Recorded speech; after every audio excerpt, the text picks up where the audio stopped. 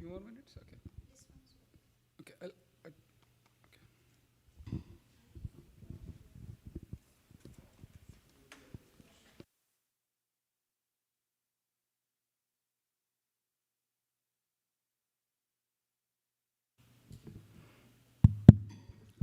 Hare Krishna. Thank you. Thank you all for coming. Vicky, Jambavati, Laksh, Akhil, Satya Sankalpa, and those who are online. I cannot see you for a minute, but I do welcome for the last class of the Bhakti Sastri, 4th semester. Before we start, we'll start with our Mangalacharan prayers.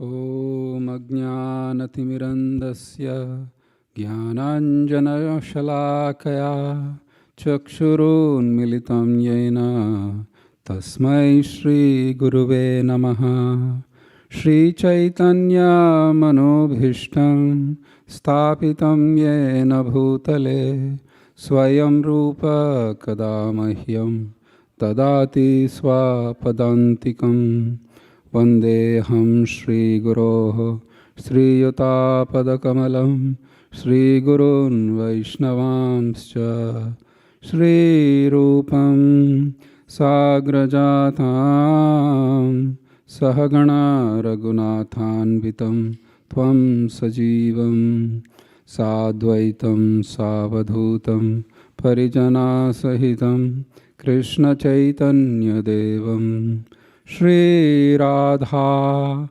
Krishna Padan Sahagana Lalita Shri Vishakhanvitamscha He Krishna Karuna Sindho Dinabandho Jagatpate Gopesha Gopika Kanta Radha Kanta Namostute Tapta Kanchana Gaurangi Radhe Vrindavaneshwari Vrishabhanu Sute Devi Pranamami Hari Priye Vancha Kalpatarubhayascha Kripa Sindhubhya Evacha Patitanam Pavanebhyo Vaishnavebhyo Namo Namaha Shri Krishna Chaitanya Prabhu Nityananda Shri Advaita Gadadhara Srivas Gaura Bhakta Vrinda Hare Krishna, Krishna Krishna, Hare Hare, Hare Rama, Rama Rama, Hare Hare.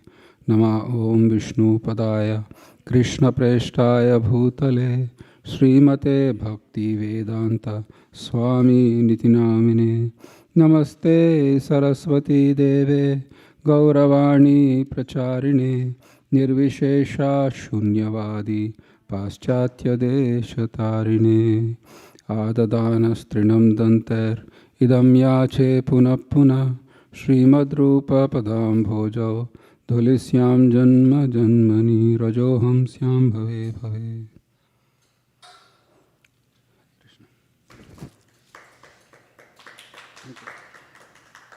Thank you. Hare Krishna. So we last semester we completed up till Vaidhi sadhana. We started touching a little bit of Raganuga Bhakti. We will continue the discussion today on Raganuga Bhakti. Then we go to Bhava and then we go to Prema. So that is the order of... so we can go to the slides starting with the 16th chapter. But as the slides are being pulled up, we can recollect, just to give like a 30-second recap. We started off the Nectar of Devotion with Mangalacharan prayers. We started off with the Paribhasha Sutra, Anya Vilashita Shunyam. We talked about the 6 characteristics of devotional service. We talked about the eligibility of who can perform pure devotional service. And then we spent a lot of time, or rather Rupa Goswami spends a lot of time discussing the Vaidhi sadhana bhakti. And we discussed the 64 items of Vaidhi. And Rupa Goswami gave quotes from the scriptures for each of those 64 items, and then we at last landed on the 5 important items. Then we concluded the discussion of Vaidhi sadhana, so we moved on to Raganuga. And this is going to be a little tricky for me to read while the ladder is on. Is there any way we can change this? We need some time so that we can complete the class.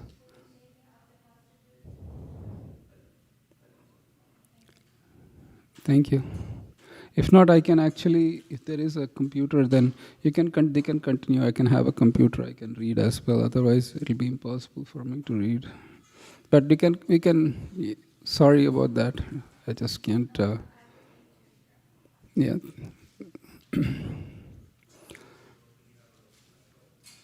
No, it's fine. Maybe I should have, I didn't realize, otherwise I would have gotten the laptop myself as well.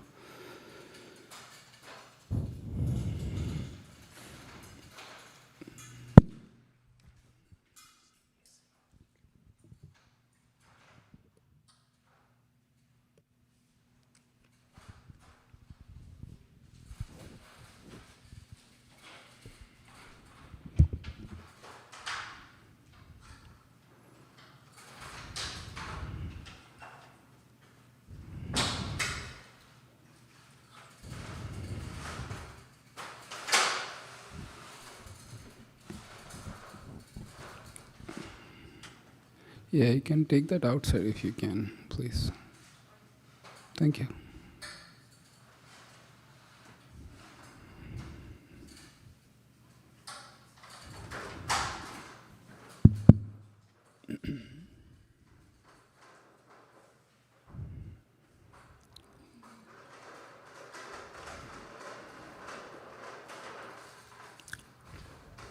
So we can go back one slide, Akhil, if you can man the booth, please.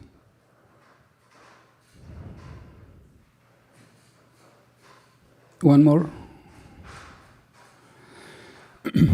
Right.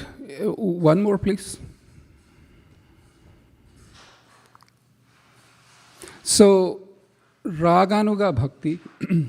So, we said that the sadhana bhakti has 2 divisions, which is Vaidhi and Raganuga.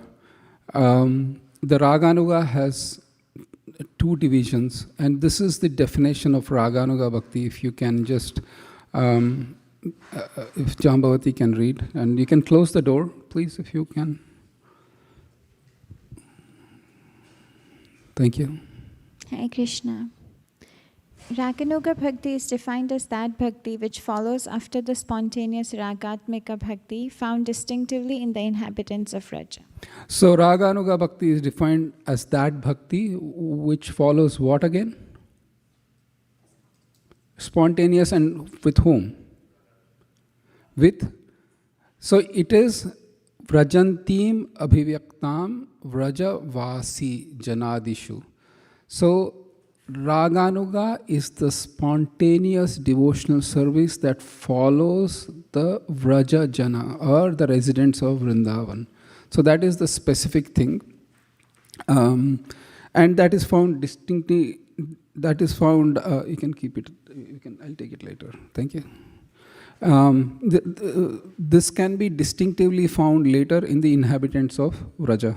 So this is the most important criteria of Raganuga Bhakti, that it follows the path of Vrajavasis. Why is it? We will mark for it later. We'll go to the next slide. So, as I mentioned earlier, Rupa Goswami, before he decides to talk about Raganuga, because Raganuga Bhakti follows in the wake of Ragatmika Bhaktas, he spends a lot of time first defining who is Ragatmika Bhakta, or what is Ragatmika Bhakti. Then he says that there are 2 types of Ragatmika Bhakti. One is Kama Rupa, or which is sensual, and then there is Sambandha Rupa, which is relationship. And the basis of this particular evaluation done by Rupa Goswami is these verses. Next slide, please, if you can go. So kindly repeat after me. This is a very famous verse. Kamadveshad bhayat sneha yata bhakteshvare manaha aveshya tadagam hitva bahavastadgatim gataha gopya kamad bhayat kamso tveshachaidhyadayo nripaha sambandhat vrishnaya snehat yoyam bhaktya vayam vibho. Vicky, please do the translation. These two types of Ragatmika Bhakti are illustrated in the 7th canto of Srimad Bhagavatam. My dear King Yudhishthir, the gopis by their lusty desires, Kamsa by his fear, Shishupal and other kings by envy, the Vrishnis and Yadavas by their familial relationship with Krishna, you Pandavas by your great affection for Krishna, and we, the general devotees, by our devotional service in Vaidhi Bhakti, have obtained the mercy of Krishna. So if you can see, there are 6 types of relationship with Krishna. The gopis by their sensual attraction for Krishna, Gopya Kamad, Bhayat Kamsa, Kamsa is afraid of Krishna. Then Shishupala and others by their envy. 6 types. So we are just unbiasedly based on Bhagavatam, we are evaluating those 6 types of relationships with Krishna. This is mentioned by Narada. And then the Vrajavasi, the Vrishnis and the Yadavas by their familial relationship. You Pandavas by your great affection for Krishna. And we general devotees by our bhakti. So 6 types of relationship with Krishna is mentioned. Rupa Goswami, so based on the 6 relationships, you think all of these relationships form pure devotional service or no? Okay. What can we eliminate? Sorry? Kamsa we eliminate. Excellent. So Kamsa and Shishupal are eliminated because we said in the beginning, Anyabhilashita shunyam jnana karma adyanavrutam anukulyena. By favorably serving Krishna, then that is called pure devotional service. So Kamsa and Shishupal and other kings are eliminated. Now let's discuss for the 2 Raganuga or the Ragatmika Bhaktas are gopis of Vrindavan. And you can also add the Vrishnis by their familial relationship. More than Vrishnis, the Yadavas are here highlighted. Vrishnis and Yadavas. Yadavas means like father, Nanda Maharaj, Mother Yashoda, all the gopis of Vrindavan, Krishna's friends. So these are all having some relation, sambandha. Sambandha means to have relationship. So you approach Krishna in a sensual manner or you approach Krishna in familial relationships. These 2 are Ragatmika devotees. Now, we have two more, which is one is Narada and one is Pandavas. Right? Because this verse is being spoken by Narada Muni to Yudhishthir. He said, you have captured Krishna by your great affection. So here Rupa Goswami says, are the Pandavas in the Raganuga mark or not? He says, depends. If the Pandavas are in awe of Krishna and they realize his great nature, then that is not of Raganuga. But if they don't realize it, then it is. And you might think, So here in the 11th chapter of Bhagavad Gita, Arjuna was seeing the universal form, and he would say that, oh, you remember I used to joke with you, I used to, tease you and all that while we are eating, sleeping, and we were like doing other things. But now I see your nature, and my God, you are the supreme absolute truth, please forgive me. So when that realization comes, it doesn't qualify as Raganuga, but when that realization is not there, it qualifies as Raganuga. So it is on the fringe. So those are the 6 types of relationships. Let's go to the next slide. I will take questions very limitedly because we have a session earmarked for that, and B, we have a lot of ground to cover. Somebody wanted to get me in a hurry. No, seriously, it's fine. So Raganuga Bhakti follows Ragatmika Bhakti. So there are 2 types of Raganuga Bhakti. Either you approach Krishna as a lover, or you approach Krishna in a familial relationship. So it's mentioned, if you see Raganuga Bhakta and Ragatmika Bhakta, you can see that is Kama Rupa or sensual, and then Sambandha Rupa. So you can see in the same vein, because the idea is a Raganuga devotee spontaneously follows a Ragatmika devotee. This is the idea behind Raganuga. It is very spontaneous. And Raganuga is beyond the rules and regulations. We will discuss that also at length, but let's go to the next slide.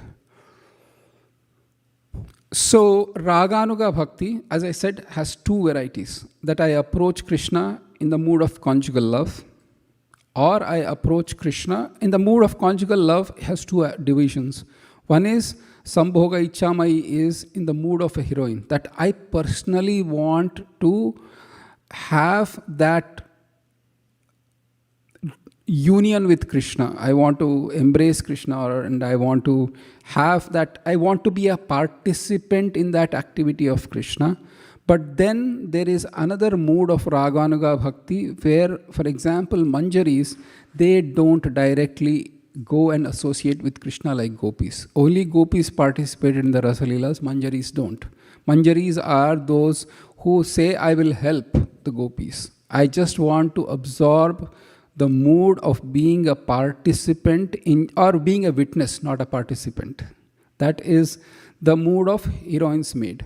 And then Sambandhanuga is, I think of Krishna as my friend or my child. And then you follow a particular devotee. For example, it's mentioned, if you take a look at Nectar of Devotion, there are examples given on how, for example, there was a carpenter in Hastinapur, and he always meditated on Krishna as his son, and then in that mood he got Krishna as his son. So you have that is the Raganuga Bhakti. Next slide. Okay, so Laksh, please do the eligibility. Who is eligible for Raganuga Bhakti? Persons desiring to follow in the footsteps of such eternal devotees of the Lord as the Vrishnis and Vrindavana denizens are called Raganuga devotees, which means that they are trying to attain the perfection of those devotees. These Raganuga devotees do not follow the regulative principles of devotional service very strictly, but by spontaneous nature they become attracted to some of the eternal devotees such as Narad or Yashoda. Nanda and Yashoda. And they try to follow in their footsteps spontaneously. There is a gradual development of the ambition to become like a particular devotee, and this activity is called Raganuga. So Raga means it's a deep desire for the object of one's love. It's very, very deep. And there is a certain amount of, we get like faint glimpses in the world. For example, the mother's love for the newborn can be very, very deep. It can overwhelm, it can override all the do's and don'ts, for example. Or a boy or a girl in love. You get, it's a very mundane example. The point here is the Acharyas time and again mention that even though it might seem that the love of the gopis of Vrindavan towards Krishna is similar to the ordinary worldly affairs between boy and a girl, there is a gulf of difference between that. Srila Prabhupada and Rupa Goswami spent some time on that, because The whole purpose of Rajavasis or Ragatmika Bhaktas in Vrindavan is one purpose and one purpose only. That is to give pleasure to Krishna. They don't consider whether it is pleasurable for them or not. Krishna has derived pleasure, that's about it. For example, in the material world, when a boy and girl meet, the girl might dress herself very nicely, and so the boy, so that, it is that I should look good for you. And then if you, otherwise I will be thought less because I don't dress up. In Vrindavan, the gopis are thinking, I will dress up because it will give Krishna pleasure. It is not, I need to dress up for the sake of me dressing up to look good for myself. And the example is when Krishna blew his flute in Vrindavan, the gopis dropped everything that they were doing. Some gopis, it is mentioned, had bangles in one hand. They didn't have time to put bangles on the other hand. Some gopis' makeup was half done. Some gopis put dots here, others they didn't forgot the dots. They didn't care because at that point of time it was a time that Krishna wanted them, and that's about it. So you can see how it is completely different, and that has to be taken into constant consideration when we read these higher pastimes of Krishna, especially in the Raganuga platform. So when it is mentioned the devotees don't follow the rules and regulations, it is that they strictly don't follow because it can impede the service to Krishna. I'll give an example.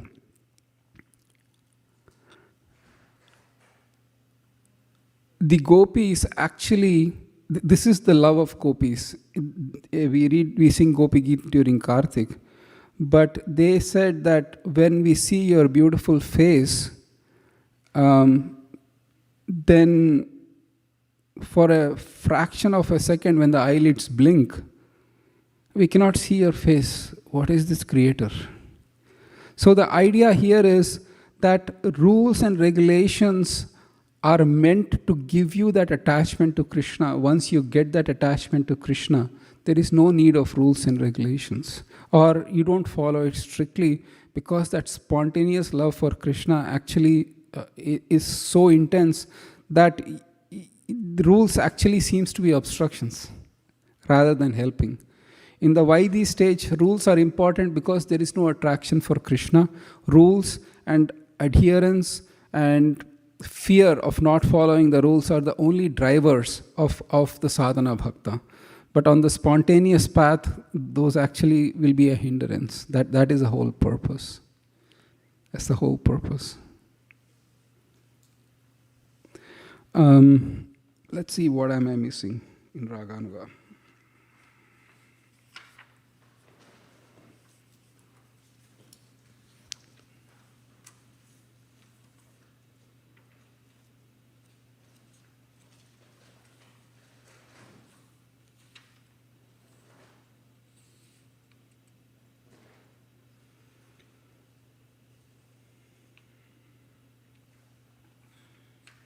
One of the other things that Rupa Goswami mentions is, we discussed, I'll take questions later, not now, Krishna, because there's a lot of ground to cover.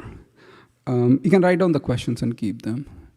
One of the things that is mentioned is that even though the love, 6 types, Kamad, Dveshad, Bhayat, Snehat, Kamsa and Shishupal,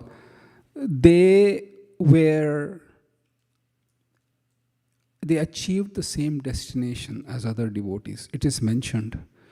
And it can be quite shocking that those who hated Krishna, those who blasphemed Krishna, and when they were killed by Krishna, they achieved the same goal as the other devotees.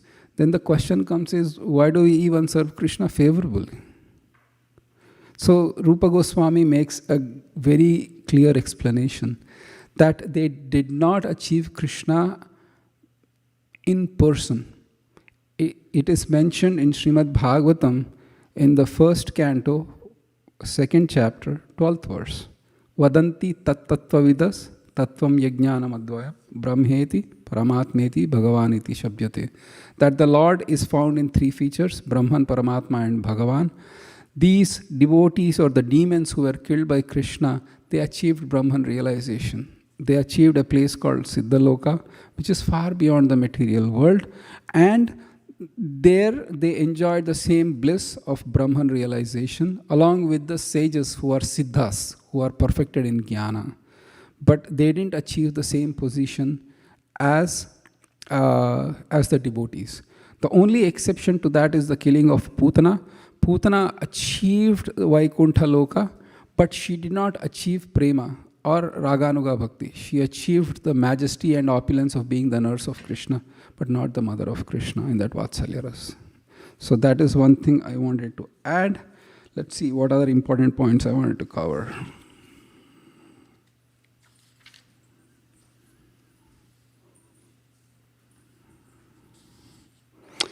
All right, let's look up 16, chapter 16.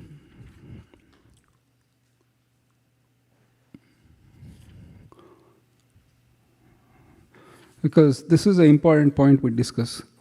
And I think this is Laksh asked a while ago. Like, what is the transition between Raganuga and Vaidhi? Where is the crossover? Do we even have a crossover? Or what is the situation? We'll discuss that a little bit. Akhil, you want to do the first paragraph? Not the first. Yeah, do it. Do the first and the second, please. I think you can divide it up amongst you. First you can do, and then Satyasakal Prabhu can do the second. In the attitude of the denizens of Vrindavana, such as Nand Maharaj and Mother Yashoda, is to be found the ideal transcendental concept of being the father and the mother of Krishna, the original personality of Godhead. Factually, no one can become the father or mother of Krishna, but a devotee's possession of such transcendental feelings is called love of Krishna in a parental relationship. The Vrishnis, Krishna's relatives at Dwarka, also felt like that. So spontaneous love of Krishna in the parental relationship is found both among the denizens of Dwarka, who belong to the dynasty of Vrishni, and among the inhabitants of Vrindavan. Next paragraph. Spontaneous love of Krishna is exhibited by the Vrishnis and the denizens of Vrindavan, is eternally existing in them. In the stage of devotional service where regulative principles are followed, there is no necessity of discussing this love, for it must develop of itself at a more advanced stage. Can you please repeat the last statement? Last sentence, if we go up. In the stage of devotional service where the regulative principles are followed, there is no necessity of discussing this love, for it must develop of itself at a more advanced stage. So here is the thing. So every person, it will come about when we perform our Vaidhi Bhakti, then it will naturally come about in a very organic way, the Raganuga Bhakti. That is one portion. The 15th chapter was, we said there are two types of Ragatmika devotees. One is Sambandha, one is Kamarupa, which is sensual, and Sambandha is relationship. So the chapter 16 is discussing the relationship aspect of it. So if you go down a little bit, Akhil, please, thank you. Okay, Laksh, you got a chance to read? You didn't get a chance to read, right? You got it. Okay, online, who didn't get a chance to read, please? All right. I can read, Prabhu. Yes, please. Persons desiring to. Persons desiring to follow in the footsteps. Oh, no, sorry. So next paragraph. We already read that. Yeah, this is the important point. We must always remember, however, that such eagerness to follow in the footsteps of the denizens of Rij is not possible unless one is freed from material contamination. In following the regulative principles of devotional service, there is a stage called Anarth Nivriti, which means the disappearance of all material contamination. Sometimes someone is found imitating such devotional love, but factually he is not freed from anarthas or unwanted habits. It has been seen that a so-called devotee proclaims himself as a follower of Nand, Yashoda, or the gopis, while at the same time his abominable attraction for mundane sex life is visible.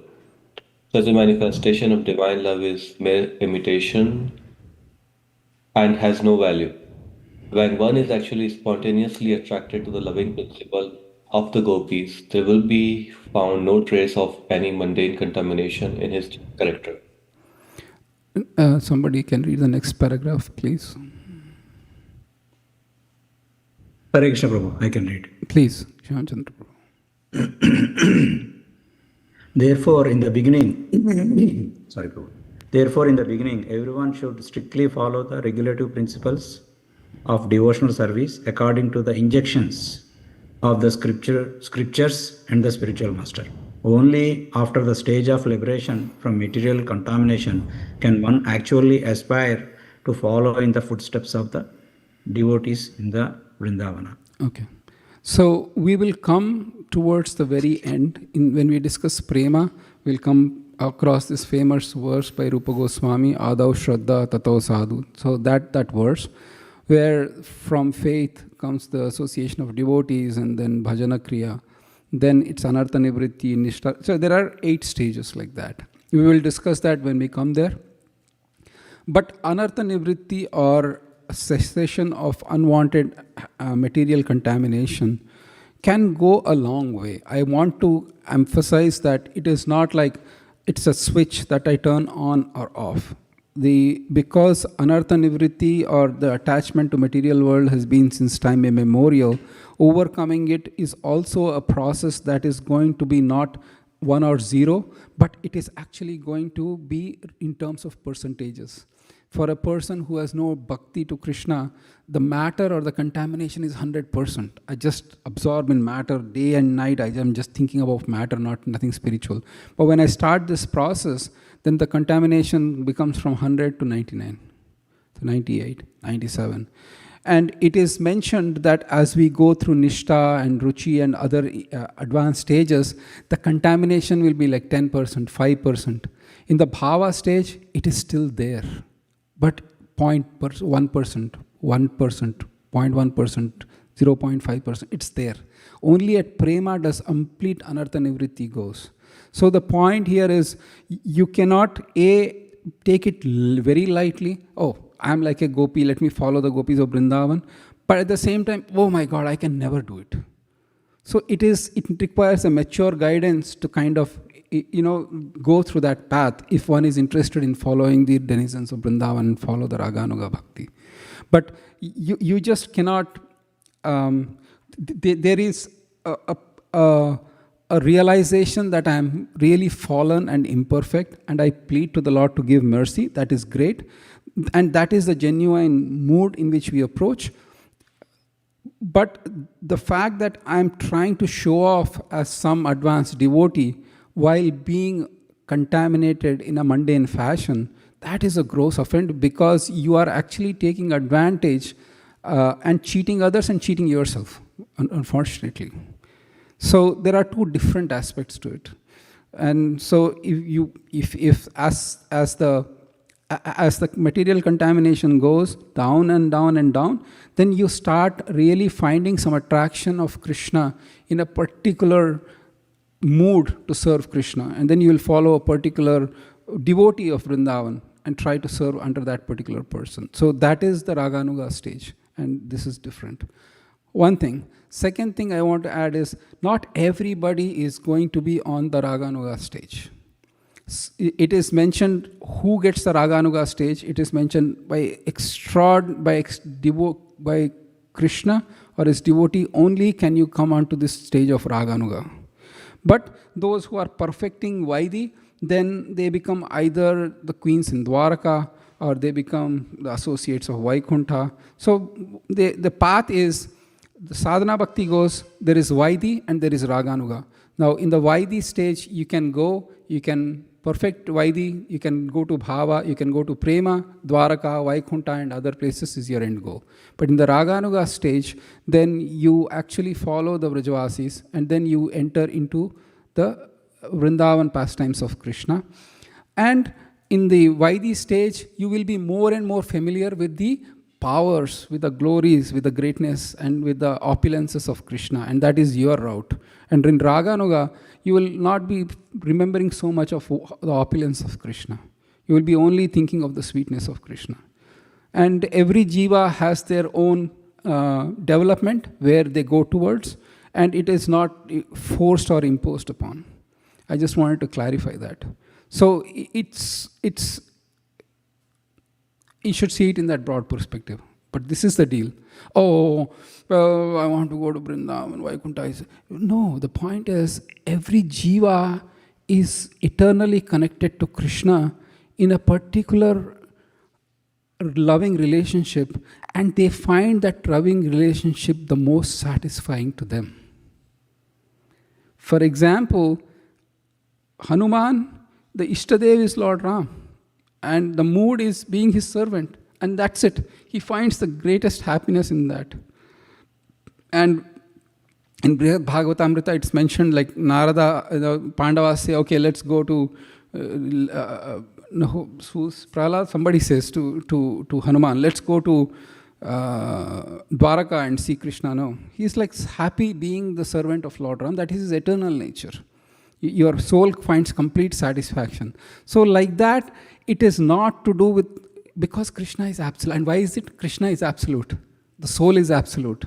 And the soul's loving relationship with Krishna is absolute in the eternal position of the soul.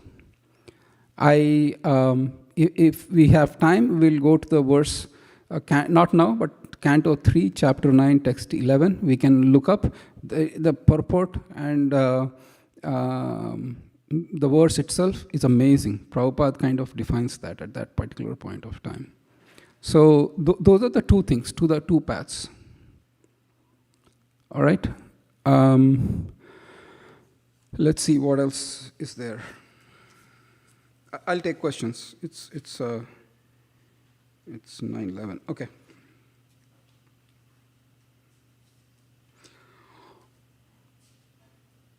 Let's go back to one more. Sukumala is here, so she can read. Can you read now, or? I can read one and then. Yeah, can read one and go. Yeah, I caught you at the right time then. All right. It is said by Rupa Goswami. It is said by Sri Rupa Goswami, when one is actually liberated from material contamination, he can always remember an eternal devotee in Vrindavan in order to love Krishna in the same capacity. And developing such an aptitude, one will always live in Vrindavan even within his mind. The purport is that if it is possible, one should go and physically be present at Rajbhumi, Vrindavan, and be engaged always in the service of the Lord, following the devotees in Vrajadham, the spiritual realm of Vraja. If it is not possible, however, to be physically present at Vrindavan, one can meditate anywhere on living in that situation. Wherever he may be, one must always think of life in Vrajadham and about following in the footsteps of a particular devotee in the service of the Lord. So this is when you develop the mood of Raganuga, and you don't need to be physically present, but mentally also you can be present in Vrindavan. Now we see many devotees have gone to Vrindavan, are going to Vrindavan. But if you cannot, then it is, if a devotee develops that mood of loving Krishna, then you can be mentally present in Vrindavan. If you really want to know the pinnacle, the absolute living of Vrindavan mentally or in mind or in the heart, please study Chaitanya Mahaprabhu's pastimes in the Antya Leela. So for last 18 years, it is a beauty that he never left Jagannath Puri, but he was always living in Vrindavan. Read the pastimes. It will be like, a stone-hearted person's heart will totally melt when you read those pastimes. So it's the acme, the pinnacle of living in Vrindavan without physically living in Vrindavan. Of course, we cannot imitate Sri Chaitanya Mahaprabhu, but at least follow the footsteps to say that, or not be discouraged, oh my God, I am living so far away from Vrindavan, what am I doing? Sometimes you think like that. When things are going really not that great, like, maybe I should give up everything, go to Vrindavan, what's the point? Anyway, Rupa Goswami is saying, let's go to Vrindavan. Again, parental guidance advised. PG. Kaladi Prabhu, am I saying right? All right. Let's see what else. See, one thing is I should have asked for the apologies at the beginning of the class, but I'm doing it now. The reason is this. Each of these verses we can be spending a lot of time, and we are covering a lot of verses today. So that is why we are going in a little bit of, condensed fashion. I wouldn't say slow. Condensed fashion, but please take time to read, and then if you have questions, we'll have questions a little later. As well, we'll have a session. But we are covering a lot of ground. So I will see if there is anything else, then we can take questions after this. One last thing it's mentioned is that Raganuga Marg is also called Pushti Marg. Rupa Goswami writes that it's called Pushti Marg because it nourishes one's devotion. Nothing to do with, yes. It is mentioned there towards the very end. If you see that chapter, please don't get confused by any stretch of imagination. It is just that. Let's go back to the slide, and I want to see if I covered all the points in the slide, and then we can take question and answers. If you please come down. Next slide. Okay, good. So I've covered pretty much everything. All right. Now we'll take some questions and comments. Yes, Satya Sankalpa Prabhu. Prabhu, first, I want to clarify an understanding. So you said like the Vaidhi Marg and the Raganuga Marg, they separate. They can lead to different destinations. And you said, like, I understood in the explanations that after Anartha Nivritti, it can, like, Vaidhi Bhakti can lead to Raganuga Bhakti, but the condition is it has to be given by Krishna or a pure devotee, like the motivation to do so, to practice that. Raganuga, correct. Is it okay? Yes. So it is mentioned that Raganuga Bhakti is only possible. It is, Rupa Goswami writes it, it's only possible by Krishna or the mercy of his devotee. Otherwise, one cannot enter into the realm of Raganuga. It is mentioned, let me look it up, see if I can find that verse.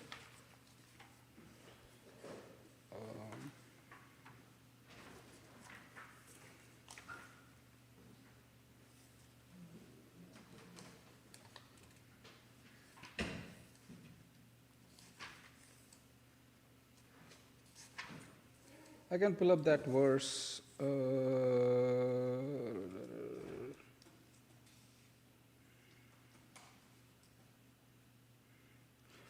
So, can we pull up Chaitanya Charitamrita Madhya 22 chapter, and we can go to text 151, 152 like that, please.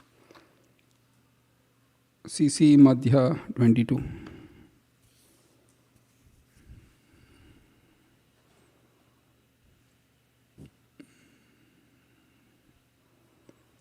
Okay, so let's do this. So what is the Raganuga, or what is Raga? It is mentioned, or Raganuga Bhakti, or this is the Ragatmika Bhakti. Somebody can, okay, I'll just do the Bengali thing you don't need to follow, and then we can do the translation. Ishte gado trishno rager sharupalakhan, Ishte abhishta toy tatashta lakhan. Somebody online can do the translation, please. Hare Krishna, I can do it. Please. The primary characteristics of spontaneous love is deep attachment for the Supreme Personality of Godhead. Absorption in thought of Him is a marginal characteristic. Next verse. There is another deep purport by Prabhupada. Again, in the interest of time, we will just.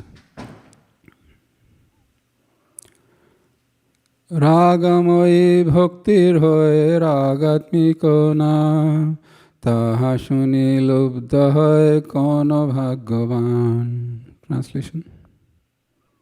Thus, devotional service, which consists of raga, deep attachment, is called ragatmika, spontaneous loving service. If a devotee covets such a position, he is considered to be most fortunate. Next verse.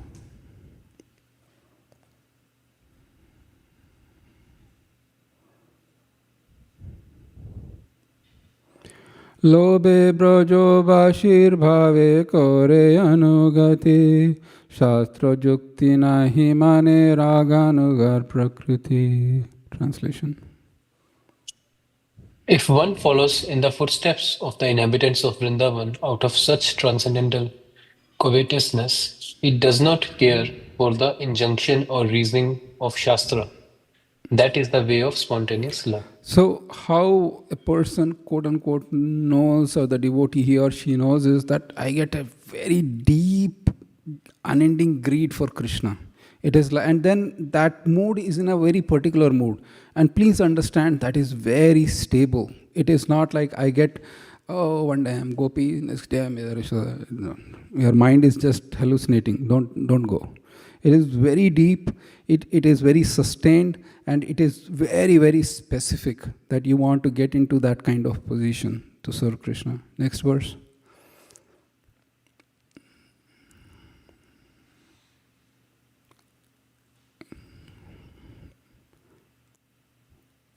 So kindly repeat after me. This is the definition.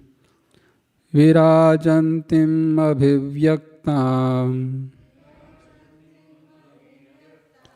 Vrajavasi janadishu Ragatmikam anusrishta Yasaraganugochate. Online, somebody? I can read, Prabhu. Okay, please. Devotional service in spontaneous love is vividly expressed and manifested by the inhabitants of Vrindavana. Devotional service that accords with their devotional service is called Raganuga Bhakti, or devotional service following in the wake of spontaneous loving service. Hare Krishna. Hare Krishna. Next verse, see if I have one more.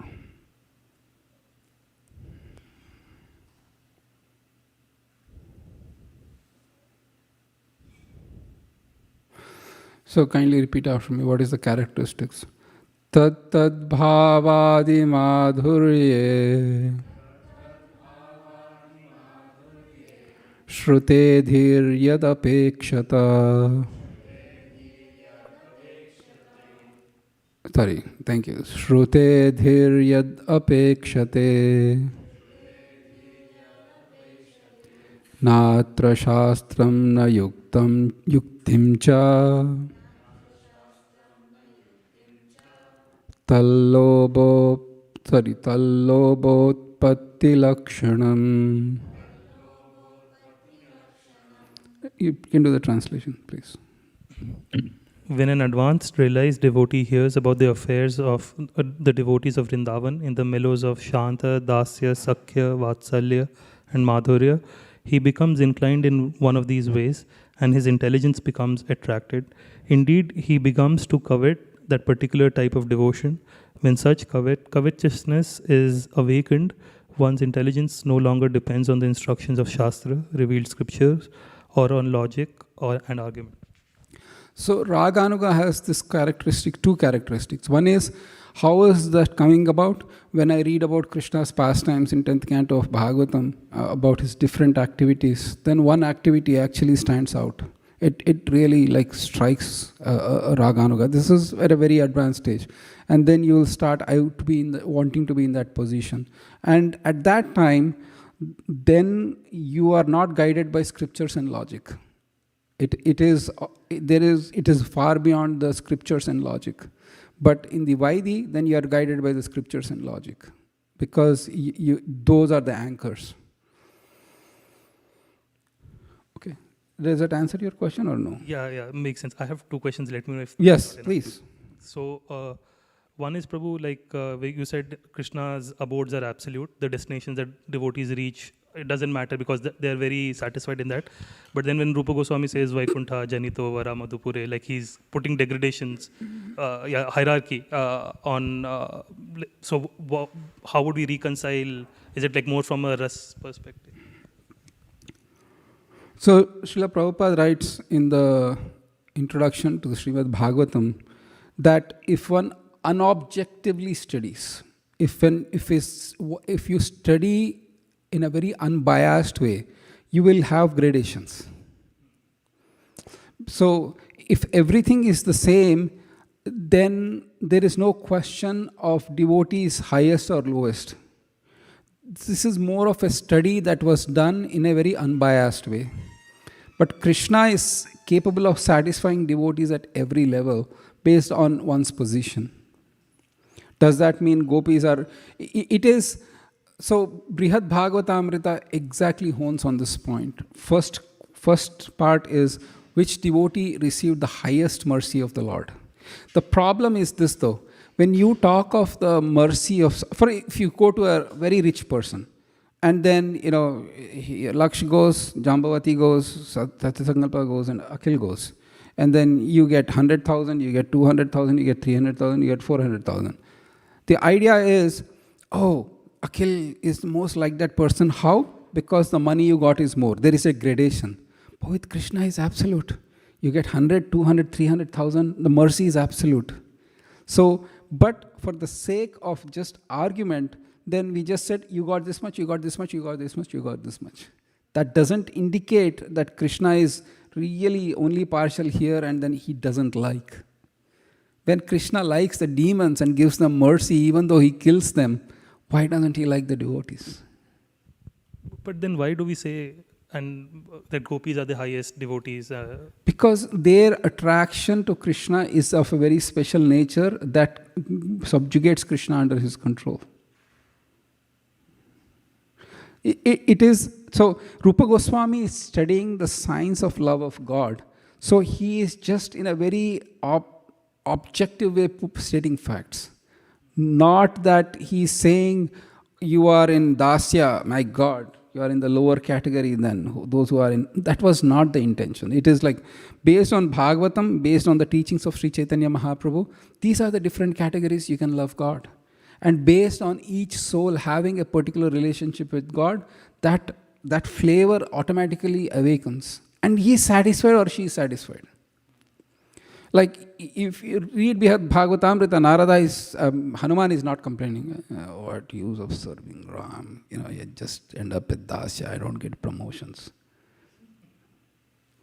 No, this is it. This is my Lord and this is my service eternally. I'm so happy with that. So Krishna is, at the beginning we said of the Nectar of Devotion, he is Akhila Rasamrita Murti. He is not only Madhurya Rasamrita Murti. Akhila Rasa he can satisfy based on the soul's desires. So, and that also gives an impression that he is perfect in all respects. Krishna and Dasya is lower than Krishna and Madhurya. No, is absolute. So when we shift in the mundane nature, we compare up and down and have those dualities, this is good, this is bad. But in Krishna's realm, that doesn't exist. It's absolute. And the soul is as beautiful as Krishna in his own relationship. And that's why there is no envy. Otherwise, there will be envy in spiritual world. And the cows are like, hey. Grass is like, hey. Creepers are like, hey, you are better than. Because this envy that completely is absent in the spiritual world means that every jiva is perfectly satisfied in the relationship with Krishna.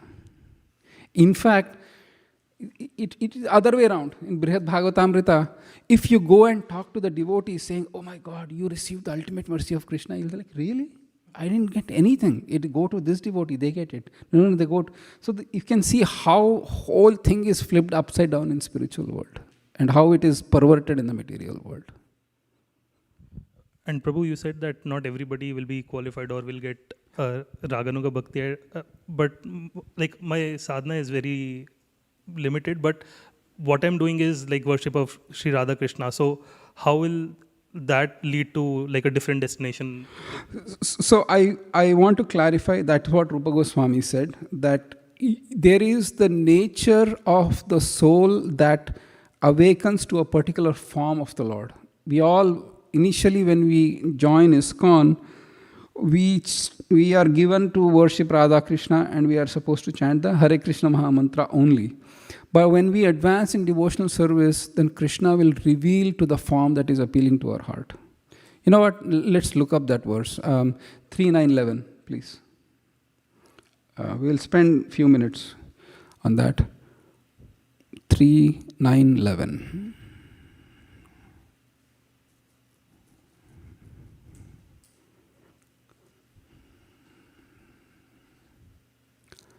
So kindly repeat after me. Tvam bhakti yoga paribhavita hrit saroja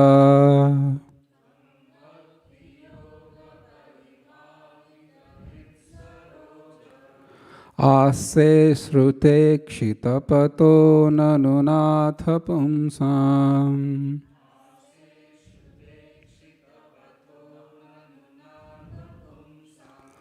Yadyadhiya tadurugaya vibhavayanti.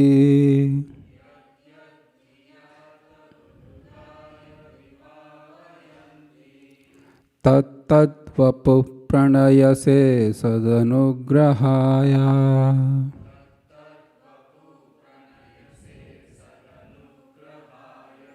Akhil, translation.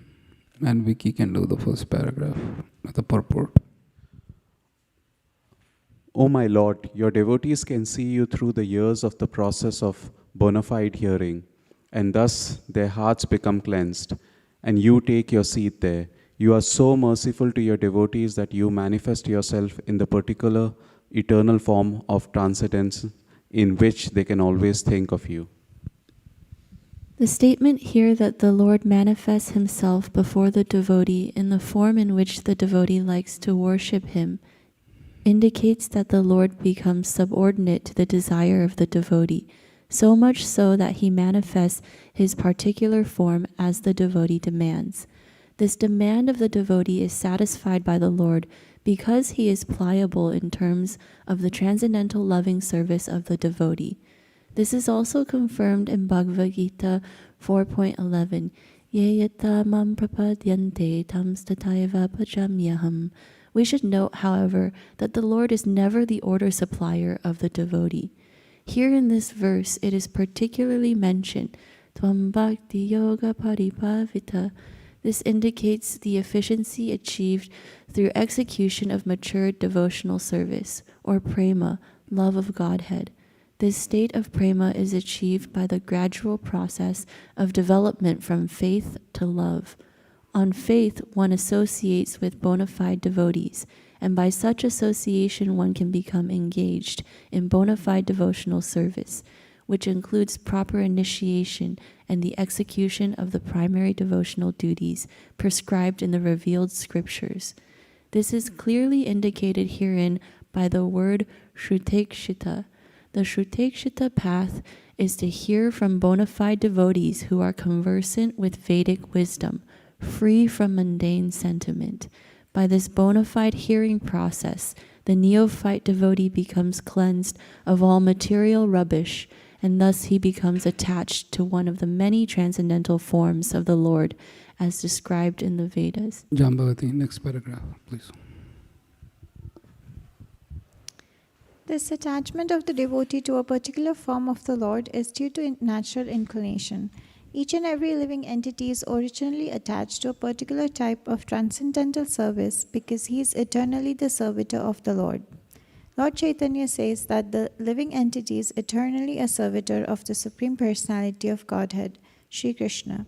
Therefore, every living entity has a particular type of service relationship with the Lord eternally. This particular attachment is invoked by practice of regulative devotional service to the Lord, and thus the devotee becomes attached to the eternal form of the Lord, exactly like one who is already eternally attached. This attachment for a particular form of the Lord is called Swarup Siddhi. The Lord sits on the lotus heart of the devotee in the eternal form of pure. The Lord sits on the lotus heart of the devotee in the eternal form the pure devotee desires, and thus the Lord does not part from the devotee, as confirmed in the previous verse. The Lord, however, does not disclose himself to a casual or unauthentic worshipper to be exploited. This is confirmed in Bhagavad Gita 7.25, Naham Prakasha Sarvasya Yoga Maya Samavrita. Rather, by Yoga Maya, the Lord remains concealed to the non-devotees or casual devotees who are serving their sense gratification. The Lord is never visible to the pseudo-devotees who worship the demigods in charge of universal affairs. The conclusion is that the Lord cannot become the order supplier of a pseudo-devotee, but he is always prepared to respond to the desires of a pure, unconditional devotee who is free from all changes of material infection. So here we get some important points. The devotee has eternally a relationship with Krishna or the Lord in a particular form, and it is manifested as one perfects one's Vaidhi sadhana bhakti. As we advance, then that is the reason I brought up Satya Sankalpa Prabhu, is that as you manifest, then it will get revealed to you, which path is it that one is going in. But till that point, one has to patiently await for the Lord's mercy and the Lord revealing that aspect to the devotee. Helpful? That also gets revealed by Yeah, yes. So there is the form, there is the relationship, everything is uncovered. It is mentioned that it is not that we acquire it. One of the key points always to remember is Kaladi Prabhu Krishna, what is that? Sadhya Kubunai verse? Okay, Nitya Siddha, Krishna Prema, Shadha Kubunai, Shravanadi Chiddha Chitte Karaya Udaya. So it is something, it is already existing, we uncover, not that we acquire and we implant. So that has to be the thing. We are just uncovering it.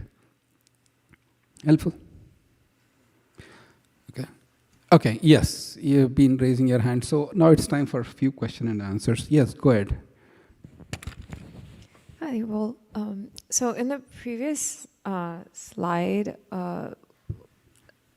we talked about like regulative principles or the rules in Vedic Bhakti don't matter, or like not that they don't matter, but like in Raganuga and Prema stages, like those very exalted devotees don't have to follow them. So like, but I've never really heard of any, I mean, at least from the pastimes, of them doing anything that's like breaking the principle. So like, what are some examples of that? So I think it's a good point that you brought up. I want to clarify this very clearly.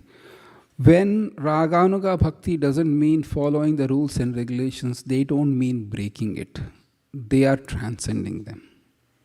In Vaidhi, my basis of action is following the rules and regulations. I'll give an example. I'll simply give an example. Once Narada goes to Krishna, he says, I'm having a headache. And we know the story. Everybody knows the story, yes or yes? No, you don't know the story. So Narada goes to Krishna, he says, I'm having a headache. Lord, what can I do for you? Then you should actually get some dust from my devotees' feet. If they can give me the dust of their feet, and I can take that dust and I can put it to my head. This is Krishna saying to Narada, saying you need to get the dust from the feet of my devotee. And Narada goes. He goes to all the exalted devotees, asking them, the Lord is having headache. Please give the dust of your feet, he will apply onto your head. And the devotee says, are you crazy? I'll go to hell if I take... And he goes, asks many devotees, he comes to gopis. Really? He's having a headache? Okay, take as much dust as you want. In fact, we'll create extra dust, if need be. And Narada says, are you not afraid of going to hell by kind of giving that? And they said, no, if he can get one moment of satisfaction and relief from his headache, we are prepared to go to hell forever. So the idea is the breaking of rules, or not breaking, neglecting of the rules is exclusively for the pleasure of Krishna. Not that you become degraded in Raganuga. Unfortunately, people don't get this point and they do so many things in the name of Raganuga, trying to engage in mundane affairs as a reflection of spiritual affairs, which can't be further from truth. Sorry? Please, yes, here. So I think you already defined it pretty nicely, but in the definition itself, Bhakti Rasamrita Sindhu Rupa Goswami defines that Raganuga Bhakta, right? Seva Sadhaka Rupena, the first term he used, Sadhaka Rupena, then he said Siddha Rupena Chatrahi. Internally he is thinking that he has an eternal relationship with Krishna. Tad Bhava Lipshuna Karya Brajaloka Anusurat. So he is following a Braja devotee as a Siddha Deha, but externally you cannot understand whether he is in Raganuga Marg or Sadhaka Marg, or Vaidhi Bhakti Marg. So that's, to me actually, that's very important. Somebody who is pretending that I am a Raganuga Marg, but you see that his activities are not even a Sadhaka level, it can be detrimental to our understanding and, of the pure devotional service. Yeah. Thank you for asking. Yeah, it's there in Nectar of Instruction. We already read that. Thank you. Yeah. Even for those who are in the Raganuga, as Kuladip Prabhu said, that externally you don't show off. Internally, you have internal form and the external form. Internally, you are meditating on Krishna, and externally, it is there. It is there in Rupa, yep. Let's see where. All right. Any other questions? Okay, yeah. All right, you have to leave, please do. Yes, I understand. Thank you. Hare Krishna. I'm a bit confused. When we were talking about Ragatmika Bhakti is divided into 2 categories, and then there are 6 types of relationships in those 2 categories, but not all of those relationships are in pure devotional service. Does pure devotional service first need to be achieved through Vaidhi Bhakti in order for one to qualify for Raganuga Bhakti? So, it's not qualify for Raganuga Bhakti. So in Vaidhi Bhakti itself, you can get perfection through Vaidhi, and then you can get Bhava and Prema, completely bypassing Raganuga. So in sadhana stage, it goes to Raganuga, it can goes to Vaidhi. So Vaidhi, then you can go like that, and you can get perfection in Vaidhi, you can get Bhava, you can get Prema. And you can be in one of the Krishna's opulent pastimes, like Dwaraka or Vaikuntha and other places. Or you can follow the path of Raganuga, and you can be in the Vrindavan pastimes of Krishna. So it's a two-pronged path.